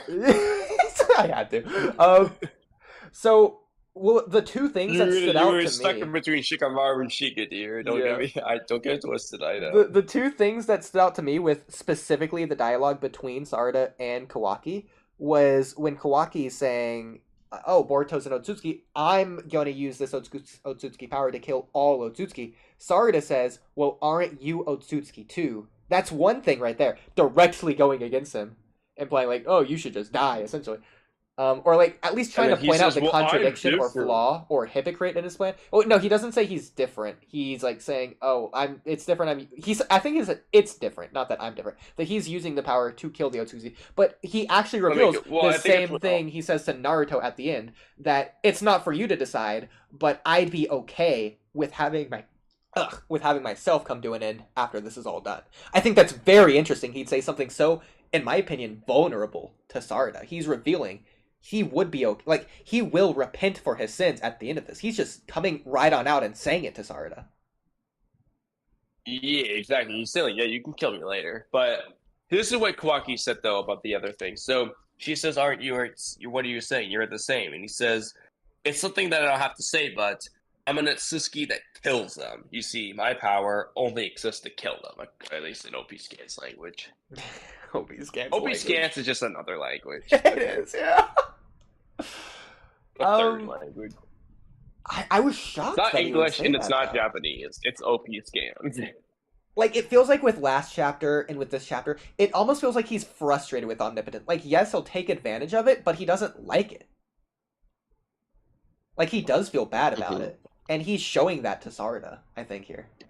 Like, he's not trying to lie or hide about anything. Other than, like, the blatant obvious thing about Omnipotence. But at this point, with it resisting doubt and him not knowing at first. He didn't directly say anything about it in this chapter either. He just said, like, I'm gonna kill him. Like, he's an Otsutsuki, I'm gonna kill him. That's all he said. I know, but then it's just like, and then I'm fine with dying after that. Like, I can't believe he would say that to Sarada. I can't believe Shikamaru doesn't even, like, say anything about that. He's just what's up with that, too? Like, if Shikamaru thinks that's Boruto, if Boruto said that in front of Shikamaru, would he just not have any reaction? Maybe Shikamaru just come to hate Kawaki again. He's like, yeah, you can die. You suck. Oh my god. Okay, I said that was the last thing about this chapter, but I do want to say one more thing. It's not a thing to talk about, but my by far favorite thing of this chapter was seeing the Ten Tails Sasuke. Just the mannerisms, the like subtle things, the behavior, how it looked, how it acted. That wasn't Sasuke. That was evil. That was sinister. I loved that. Especially going against Boruto, his student. There was nothing. I think what my favorite part was. And then, like, I really liked when Ko just dipped. Yeah, that was funny. But especially Boruto's reaction to Sasuke. Not only at first, like, when you don't know it's Sasuke yet, when he's, like, at the side view with the hood or whatever. Like, yeah. Especially with the Toad at the end being like, oh, you shouldn't have charged in. Like, he was telling him in the moment, Boruto, what are you doing? You need to retreat now. Stop this. And that's when he starts charging again. But then you just cut to the reveal. Sasuke comes out of the claw mark. Like, he's halfway out of the claw mark still with a, like, wood scientific ninja thing in his hand as a sword. Oh my god, that was a crazy reveal. Because I didn't think we were going to get that. Like, the biggest spoiler I got was like, oh, Sasuke is, like, kind of a tree or something. Like, I didn't know Sasuke was an enemy claw grime, and he was trying to actively kill Boruto, not just as a human, but as, like, he had his Rinnegan back, first of all, so you can celebrate hallelujah for that. Hey, glad for him in that regard. Yeah, but, like, I didn't even think about that. Oh my god, he had the evil smile, then the evil glare, evil frown, the Rinnegan, like, he's coming out of the evil claw smile? Where was the evil smile? Well, I mean, like, at first. Not, like, smile, but, like, the sort of grin when he's, like, at the side view with the hood covering his face, before you know it's him. Oh. Yeah. But, like, oh my god, the look he gives Boruto. Oh my god. So good. My favorite part, for sure. Would you rate the chapter? Damon isn't in it, so I can't give it a divine 10 out of 10, but obviously 10 out of 10. What I rate it? Well, let's see. Comparing the first 4 chapters of part 2, what happened in chapter 2 again? That was the chapter She where we said- saw Is that the one where he Kawaki, just threatens Code, like, Shoujo. you know, take me to the Yeah. Tails or else? Oh over and yeah! over again. Oh yeah, the renegade flag, right? so assuming Code goes back to the village, he doesn't have Uzuhiko, assuming Boruto follows him and they do the same thing, what if he says, like, the same thing? Like, Code, if you don't stop this, the worst outcome's gonna... Like, if he says that one more time... He says, I'll say it one any sense. I'll say it one more time, Code. like, I could kill you so easily right now. Like, I'll use Rasengan Uzuhiko again. You know, honestly, at this point, the longer this goes on, the more I believe Code. Like, I think Boruto is literally actually just mad. Like, I think Code's right on that. Like, he's just crazy. He's lost his mind. That'd be a good twist. But honestly, though, Boruto did the dumbest thing ever. I don't think he's gonna hit Code for Rasengan Uzuhiko again like that. Like, Code will just avoid it. Maybe he'll actually use his claw marks the way he used to before his limits came out, where he spawns the claw mark on you and sticks his claw through it, slashes your neck. You know, the best ability with the claw mark. Maybe he'll do that again. He fucking stops doing that for some reason. Oh my god. Okay, I lied. There's actually another thing I want to talk about with that. Okay, so so Uzuhiko seems inconsistent because either that or he got used to it, but then it gradually gets stronger, so it doesn't matter if he gets used to it because eventually it's just going to overwhelm him either way. So how do you think Uzuhiko works? Do you think it comes in waves, or do you think it gradually gets stronger, but he got used to it, but then it just got so strong that it sort of overrid his useness?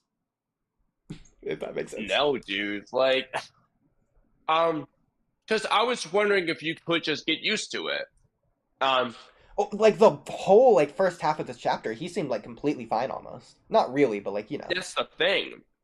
But I mean, it could just be like he's kind of like getting used to it. He's kind of resisting it, but like he just gets so tired of resisting it that it just overwhelms him. Maybe I don't know. Like that could be it. Yeah. It's hard to explain. I mean.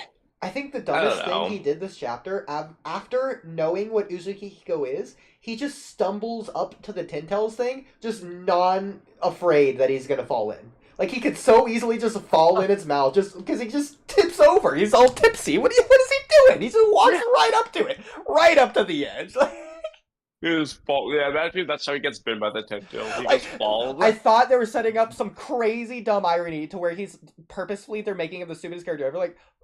Oh, all we can do is eat people. Like, it's not threatening. Like eating people. Like what's that gonna do? Like, I thought he was gonna fall in right then. Like, I'm gonna be honest.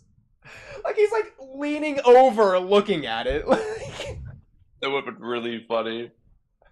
Oh, it's crazy how that thing just disappeared like that. Definitely turned into Yotsuki. 100%. Oh, you know, what'd be interesting. Maybe it got Ishiki's, or I guess Jigen, but like Ishiki's chakra when like Ishiki absorbed that Tintail's chakra when he went to go fight Naruto and Sasuke. You know what Maybe that was the moment. Most interesting theory on this was? So I was wondering about this. Ishiki was doing like everything by himself, obviously before Boruto and Momoshiki and shit. So remember how he said clearly Kage turned into a Ten-Tails, so Atsuki might be able to just do that. Maybe that was like the purpose. Like, you become a Ten-Tails, one becomes the sacrifice and so on. Well, I was wondering, what if Ishiki became the Ten-Tails, also was going to feed himself to the Ten-Tails and revive? Like, he had all three roles in mind. Like, the one vessel became the Ten-Tails, another was Jigen to be fed to the Ten-Tails, the other to revive. Like, he just did all three parts. I was wondering about that, because that would explain why Ishiki's tied to the Ten-Tails and how he could resurrect because of, you know, this nonsense with Code. I do think it is related to transcending because they leave behind their bodies as well. I think that plays some sort of part in it. I don't know what part, but some part, probably. I don't know, maybe. That could work. Okay.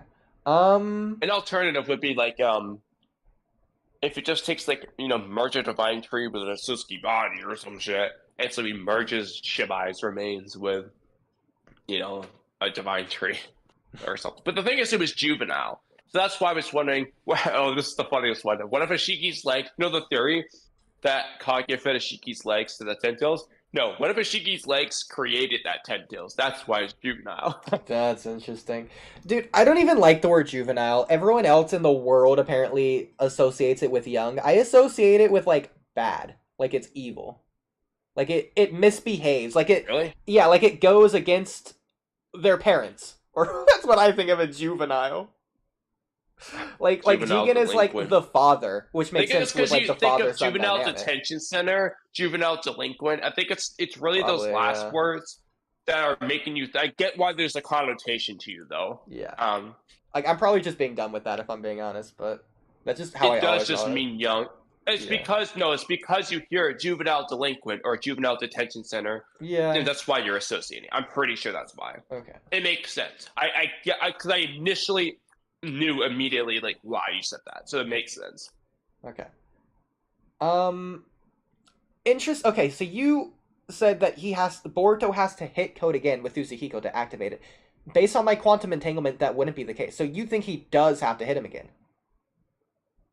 Yeah, I do. So is if I were to guess, your evidence for that is because Boruto went up and touched him to deactivate it. He didn't like deactivate it from a distance or like do a hand sign or like, all right, you're deactivated, just like mentally or whatever.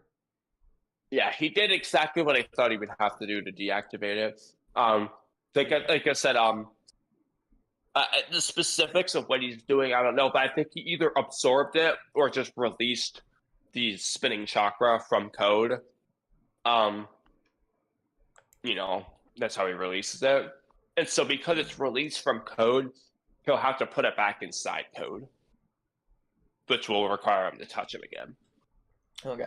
So in that regard, I was thinking about it. So last chapter, he says at one point he's halfway done. What if he's actually not referring to Uzuhiko at all? He's referring to the whole process of his plan. What he did in that moment wasn't Uzuhiko. That's when he put the frog or the pendant on code. That could be interesting as well. So he could teleport using Flying Legend at that moment. Well, I liked that idea. The only thing is, though, I think he did use Flying Regime to appear in Chapter 1, which is before that. So yeah, fair enough. That's the only problem there. Okay. Otherwise, yeah, I like that idea. Yeah. Well, I'm never going to give up my quantum entanglement superposition idea unless it's outright blatantly proven wrong. So I'm too proud of it to not. Unless Boruto specifically says, this ability is not quantum entanglement. Dude, there was a 1% chance he just explains it as quantum entanglement this chapter. I was going to die. I was going to be the happiest man in the world. Like, if this chapter... In fact, I really wanted to take the leaks, and I guess technically it is still leaks because it's not officially out yet, and just make a meme to where you see Boruto talking to Code, and he's like, Code, I changed your superposition. Like, I just erase whatever they wrote, and I just write my own explanation there. You should, and send it to Trippy, and be like, yo, have you seen the spoilers? Like, yo, oh my god, I was right. No, I think he actually has read the chapter already. I could be wrong. That said, he was offline, and he recently got online, and he was planning on joining tonight, so what's up with that, Trippy? I mean, if he joins, I'm leaving now. I know! Basically. I know. Okay, so I guess the last thing we want to do is Draco conversation. To be fair, the Draco conversation, the reason it's relevant was because it's relevant to this video. So I don't know if you wanted to save it or not, but I want to talk about it now anyway. So like, if you want to just get it out of the way. Talk about it now. I want to know it. I want to know it. Tell me. Okay. So he sends me the video. We're just going to go through this one message at a time. Let's see if I can... Okay, cool. I can do this. All right. So I say, I know, lol. He says, wait, why though? I say, question mark. He says, Naruto not changing the world. So he thinks I'm agreeing with the video. He sent me the video, Naruto did not change the world. He thinks I'm saying, oh, I know Naruto didn't change the world. That's not what I was saying. I was saying, I know the video exists. Okay. So he says, I assumed you agreed with him, lol. I send the laughy emoji. So here's where it starts going down. That was all context. So I say, terrorism is a form of change. Okay, listen. Before you disagree, I already know. We don't have to... We'll just disagree, and we'll just not... Like, the point of this is because it's funny. I'll acknowledge... It's funny, Draco even messaged me saying, right before the podcast, why doesn't Oodie think Naruto's a terrorist? I haven't responded yet. I'd be like, it's a long story. But I had a feeling. Once I saw that message, I was like, that must be what the Draco thinks about. Yeah, okay, so Give me all of it. I'm going to love it. Oh, you're gonna love this. I promise you. Okay, so terrorism is a form of change. So yes, Naruto did. He says, oh god. So I say, also he says Naruto did at the end of the vid. So I agree with him. So I'm saying like Sage is rain based on what Mello was saying. He actually says, "Oh, Naruto did change story." He says that at the end of the video. Apparently, is what Mello was saying. I don't know. That's what Saran said too. So does everyone else. Sexy. Okay, so so he didn't want to drop that idea that I was just casually saying offhandedly. So he's like, "Oh, you actually believe he's a terrorist?" And he wants a genuine conversation on this now. So I'm going full force. So I say, "Duh." Naruto? Absolutely. like I'm questioning it. Like, wait, you don't think he's a terrorist? So he says, like, that's odd. Yeah. I thought it was obvious. So he says, why he doesn't go out of his way to attack any villages at all in the series. Sasuke was a terrorist. I say, people are an extension of a village. So when I say that, I'm referencing like the people that Naruto attacks. Because, oh, he didn't attack the villages. So, okay, well, yeah, he attacks the people, and people are an extension of the villages. So, yeah, he did attack the villages through the people. So he thought I was meaning Sasuke, because he said Sasuke terrorist. So I was like, oh, people are an extension of a village. So, no, I'm not saying Sasuke is the terrorist of the village. I don't know what he was saying. So what does that even mean? So because he has peers. So, wait, who are you referring to him attacking? He's one as well. Who are you referring to Naruto attacking? I'll get to that. Like the rogue getting Wait, hang on. Wait, you're gonna love it. So where I say that, so this is clearing up the confusion of the Sasuke thing. I assume that's what you're implying. It's probably gonna be that girl that we meme about, Azane or whatever her name is. Azami, that's who it is. You know what they say about people who make assumptions, right? I was getting at like the first 3 letters of assumption thing, but I was saying it in a dumb way on purpose. Oh, yeah. Can you give me an example though? Oh my god, okay. I'm just gonna reveal this all at once. Can you give me an example of Naruto? What word does he use? Okay, people are okay, to attack. So here is me giving him an example of Naruto terrorizing someone. Terrorizing the rain. Here's Naruto terrorizing the rain village. Thumbs up. He's defending his home. Skull emoji. Here's him terrorizing his home too. He terrorized that too. Speedy of thoughts, yeah. You should have said he was terrorizing the Sound Village with that one. Well, no, the reason I did this one specifically is because he says his home. So I'm like, oh, his home? Oh, he's terrorizing his home as well. He terrorizes all villages. That's so funny. So by your logic, I'm a terrorist if I kill the person pulling up to rob my house. And I say, nah, because he's the terrorist. So hang on, but I have a consistent logic here. So your definition of terrorist feels flawed, especially when Pain came to kill him. So is Naruto not terrorizing them? That's a good question. Kamui, in these images, is Naruto not terrorizing Pain, and is Naruto not terrorizing Sasuke? I mean, Pain's terrorizing Naruto too. In the second one, yes, Naruto is completely dominating Sasuke, but in the top one, like, Pain is doing equally as good. Okay, so regardless if Pain's terrorizing Naruto, Naruto is, in fact, terrorizing Pain. Does Pain necessarily need to be terrified to be terrorized? Like, does he need to feel the terror? I mean, I don't know if Naruto I don't sense terror in Pain's eyes. I don't see him scared. Well, this goes on a little bit more. That was my favorite part, but it goes on a little bit more. So, okay, yeah. Is Naruto not terrorizing them? Exactly. I was proud of What did he say? He says, no Pain is he literally destroyed his home. That's self-defense. Oh, but wait, I have an answer for this too, because I have consistent logic. So in response to no Pain is he literally destroyed his home, I say he destroyed a catalyst to war in reference to the Leaf Village. Because the Leaf Village is the catalyst to the Rain Village's war. So are they not terrorizing Naruto technically? So I say, is the US terrorist for destroying Al-Qaeda? Because Al-Qaeda is like a catalyst to war or whatever. Yeah. It's like the same idea. So I say, nah, because he's a terrorist. Remember, you should never compromise with a terrorist. I'm trying to do a thing where I convince him as if I am absolutely right. Like, it's such a dumb argument, but they compromise with a terrorist. Should never compromise with a terrorist. So that argument right here specifically is implying he's a terrorist.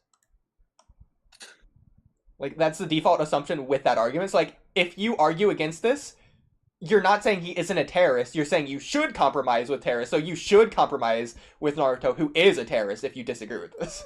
But obviously you can't agree with this either, because, like, it's loaded in my favor. So, so dumb. So that doesn't change the fact he's killing innocent people, even if Konoha has a messed up history. So innocent war catalyzers? Those innocent terrorists? And I put it, like, italicized, just... Innocent terrorists? Yeah, those innocent people in Konoha. Two don't go together. Those innocent terrorists. The italicized makes it for me. I love the italicized there. I also love innocent war catalyzers. That's so good. So that doesn't mean what he's doing is right. So being a terrorist is more wrong. You gotta be memeing, dude. It's the lesser of two evils. Therefore, justified. Tell me that isn't solid logic. It is the most solidest of logics. Like skull emoji. I'm talking about the people who aren't shinobi and have nothing to do with it. Just average people. If you're saying that's fine to kill them. I said, perpetuating the system. I had to say it as blatantly as possible. I continue on. Choosing to do nothing is still a choice. They chose this. Those innocent terrorizers. He says, I feel like you're going down a weird and dangerous road. In response to that, I do this my way or the highway gif. It's too funny not to. Communist Sasuke fan. Logic, not gonna lie. So, I took this straight out of Kito's handbook. No debunks, yawn emoji. Yeah, Kito knows that. So good. The debunk is, logic is disingenuous to Naruto when you call him a terrorist when he's defending his home from an actual terrorist. So blatantly ignoring the argument. Got it. That's also out of Kito's handbook. Yeah. Oh god. I'm not ignoring it. It's just dumb AF. That was my favorite part of that. So funny. Yes. Just as it was dumb to think that there were no witches at the Salem witch trials, apparently. Since I am a witch. I'm cackling. Alright, that's the end of it. So good. So was it, he didn't have any comebacks, I guess. He was done. This is just so funny, though. Naruto's terrorizing the Rain Village here. And then he's terrorizing Konoha I like here. him terrorizing Sasuke, personally. Oh my god, yes. I think Sasuke is just so much more funnier. I think Pain, with this dumb argument, has more of a point. Because... the Sasuke one's just funny. I know, it is just funny, absolutely. I like the idea of you saying that you terrorized the Sound Village, too. Like, the Sound Village is just so scared. I think it's just so great. Like, before I have this, the context is he's defending his home, skull emoji. Oh, I have an answer for you, Draco. He's actually terrorizing that too. But yeah. Terrorizing the Leaf Village. What you would have been funny if you just showed the Leaf Village being scared of Kid Naruto. Like they're terrified of him. He's terrorizing them right here. It's literally threatening them with a nuclear weapon. Yeah. Do you Unironically, not see the terror in their eyes? Like, are we missing something? like unironically, as more time goes on, I kind of don't blame the Leaf Villagers, if I'm being honest. Like, it's not that That's Naruto weird to has say. the Nine Tails in him, and it's not that he's a kid. The people that said it were right. He is unstable and he's dangerous, and history backs that up. Gaara is the perfect example. Like, Naruto essentially was Gaara. In fact, Naruto makes the comparison. Like, a slight bit longer down this road, I would have ended up just like you. Like, if I was the villagers, I'm not hating Naruto.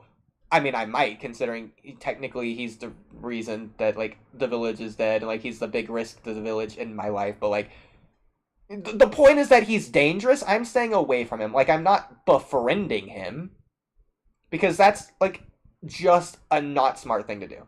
Like, applying it in real life, it's like if you just have a kid with a bomb strapped to his chest, and, like, the bomb is, like, linked to his emotional state.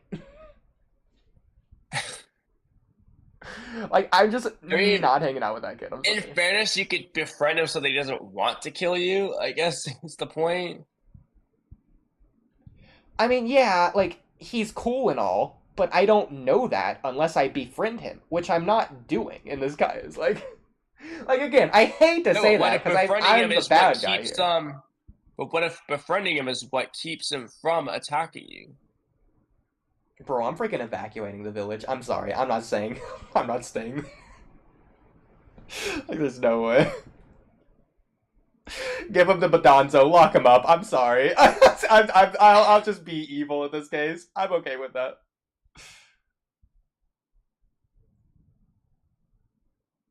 I feel like you're full flabbergasted right now. Oh, unless I just can't hear you. I will say another difference with Gaara would be the way his powers worked. It's a little bit different, but like in the sense of his sand, like Gaara was actually more dangerous. Just he was because of the freaking sand stuff, but let's remember, we go into it knowing the context of the entire series. Naruto going out of the academy was calling it Katra. These civilians don't have any idea of anything going on. Like, if Gaara isn't leaking Shukaku out because of an emotional state. He's leaking them out like once a month or whatever during the full moon. A freaking full moon, I know, it's crazy. So, like, who knows what's gonna be the thing with Kurama? Of course, and they don't know that. That's why they're so afraid. Exactly. Like, they just think they think he's just always there. Now, that said, the people that did just hate him, literally, like the dude that threw a mask at his head, he was asking for it. Like, if Kurama came out right there, like the full Nine Tails, like Shukaku just emerged out of Gaara, if the full Nine Tails emerged, it's entirely his fault, and if he lives, he deserves to be in prison for the rest of his life, and I hope he died. In that case. Yeah, dude, that dude sucks. He's an idiot. Like, he was literally, essentially begging to die at that moment. He didn't know. It's like, in this case, in real life, if you're just talking to the kid with the bomb strapped to his chest, it's like you just have a gun, and you're just shooting it at the kid. Like, you don't know if the bomb's gonna be set off from that or not. You're like, why are you doing that? Oh my gosh. But yeah. And I think that's all the topics. Random. I hate my fucking bank, dude. Your bank? Freaking declines everything! Oh god, okay. I have the money! You just freaking, freaking website and buy from all the time. It's this is odd. I don't think it's you. Better block your cards. You can't do anything. Pretty sure it just happened. Oh my god, dude. I'm fucking lose my mind. What are you trying to buy? Well, I guess you don't have to answer that, but... Hi, ducks. I'm a late. Huh?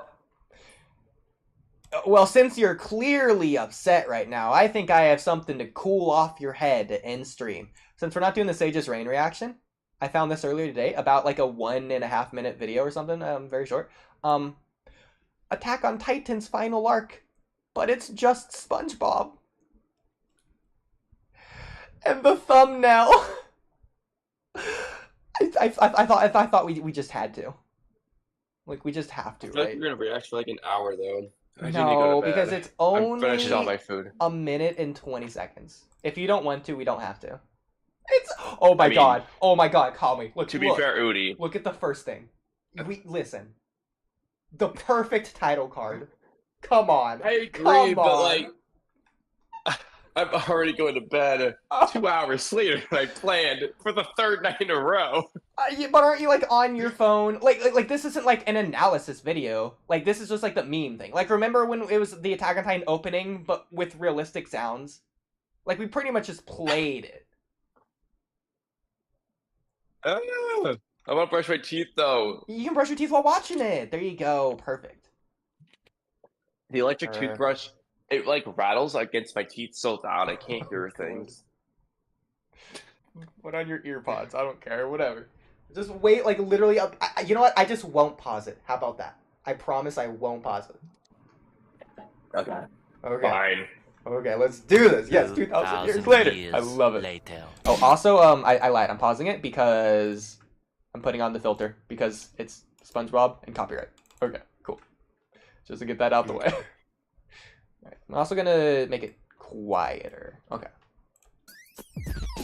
I'm from the future, And I'm from the past. but that don't mean this friendship wasn't built to last. It was made in a lab and I was born in a cave. So let me hear you holler for this inter-era Freaking founding titan. It exists all at once. Okay, what is this? Is this the rumbling? I think so. The flying titan. I almost want to go back. Okay, hold on. Actually, wait, let's restart and guess each thing. Okay, hold on. I know we don't. I'm the one doing this now, but let's just guess each reference. Okay. Okay, well, to be fair, I think we So, already guessed the first one. Like, obvious? this one's obvious. From yeah. you 2,000 years ago. So this is like the future and the past exist in my mind all at the same time. Yeah. So that's like Ymir, right? Yeah. And then I don't think this is. I don't think this specifically is anything unless you can think. Oh, maybe it's the rumbling stopping. But I was thinking like it was just the Titans falling over. Yeah, I think he was actually just being lazy because this is like literally continuing on from the scene. Like he just didn't cut it. I think. I could be wrong. It could be the rumbling stopping though. Yeah, I don't know. It could be looking. for this inter-era raid. And then obviously I think this is just the rumbling.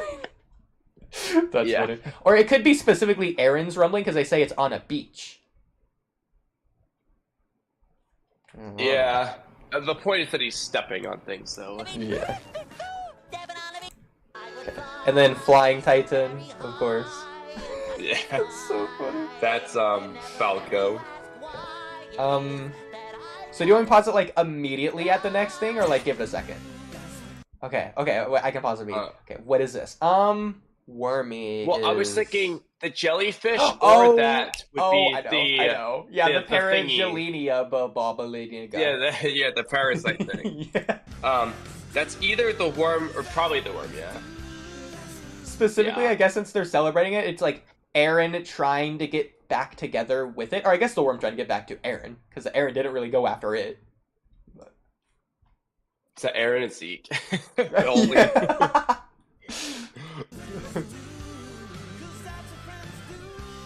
Might be my favorite SpongeBob song, by the way.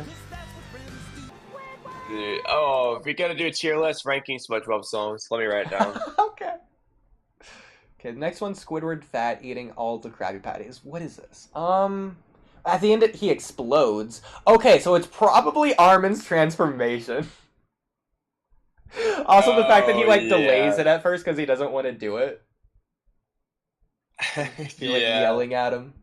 Sort of like the vice versa, but that's funny. What's gonna happen? Am I gonna blow up? Am I gonna blow up? Yeah, that's the colossal titan. My thighs? And then you blow up. And then you'll blow up. That's so funny. I love that. Yeah. I love you. Is this Ymir? I guess facing Mikasa, but not really. I see. It could be Mikasa. Because, like, Ymir, we got the reveal that Ymir loves King Fritz, but we didn't get that, like, directly. I think it's more blatantly Mikasa loves Eren. Yeah. Yeah, that's my guess. You used me Um, for land development. oh, this is the fact that Eren, like, essentially tricked them into going after him. Not really, but, like, took away their memory of their final talk until afterwards. And, like, he's forcing them into this hero role. I'm trying to think of anything else, but I'm not sure. That's Aaron up there. Yeah, I didn't know the you final spoke scene. word. Oh, that's Italian, SpongeBob. Okay, that was good. It didn't take as long as I expected. Told you. Alright, now let's do the next one! Oh my god, I'm so tired. I gotta decide how late I can get up. I want to work out before work. What is this? Can't do after because gym will be closed. Oh boy. Why did... Okay, I'll figure it out. Anyway, I'm gonna go to bed. Okay. And over and out, I guess, or whatever. Over and out. Bye. Yeah! Person Well, that was a he fun messaged podcast, me. even though we didn't do the stages right.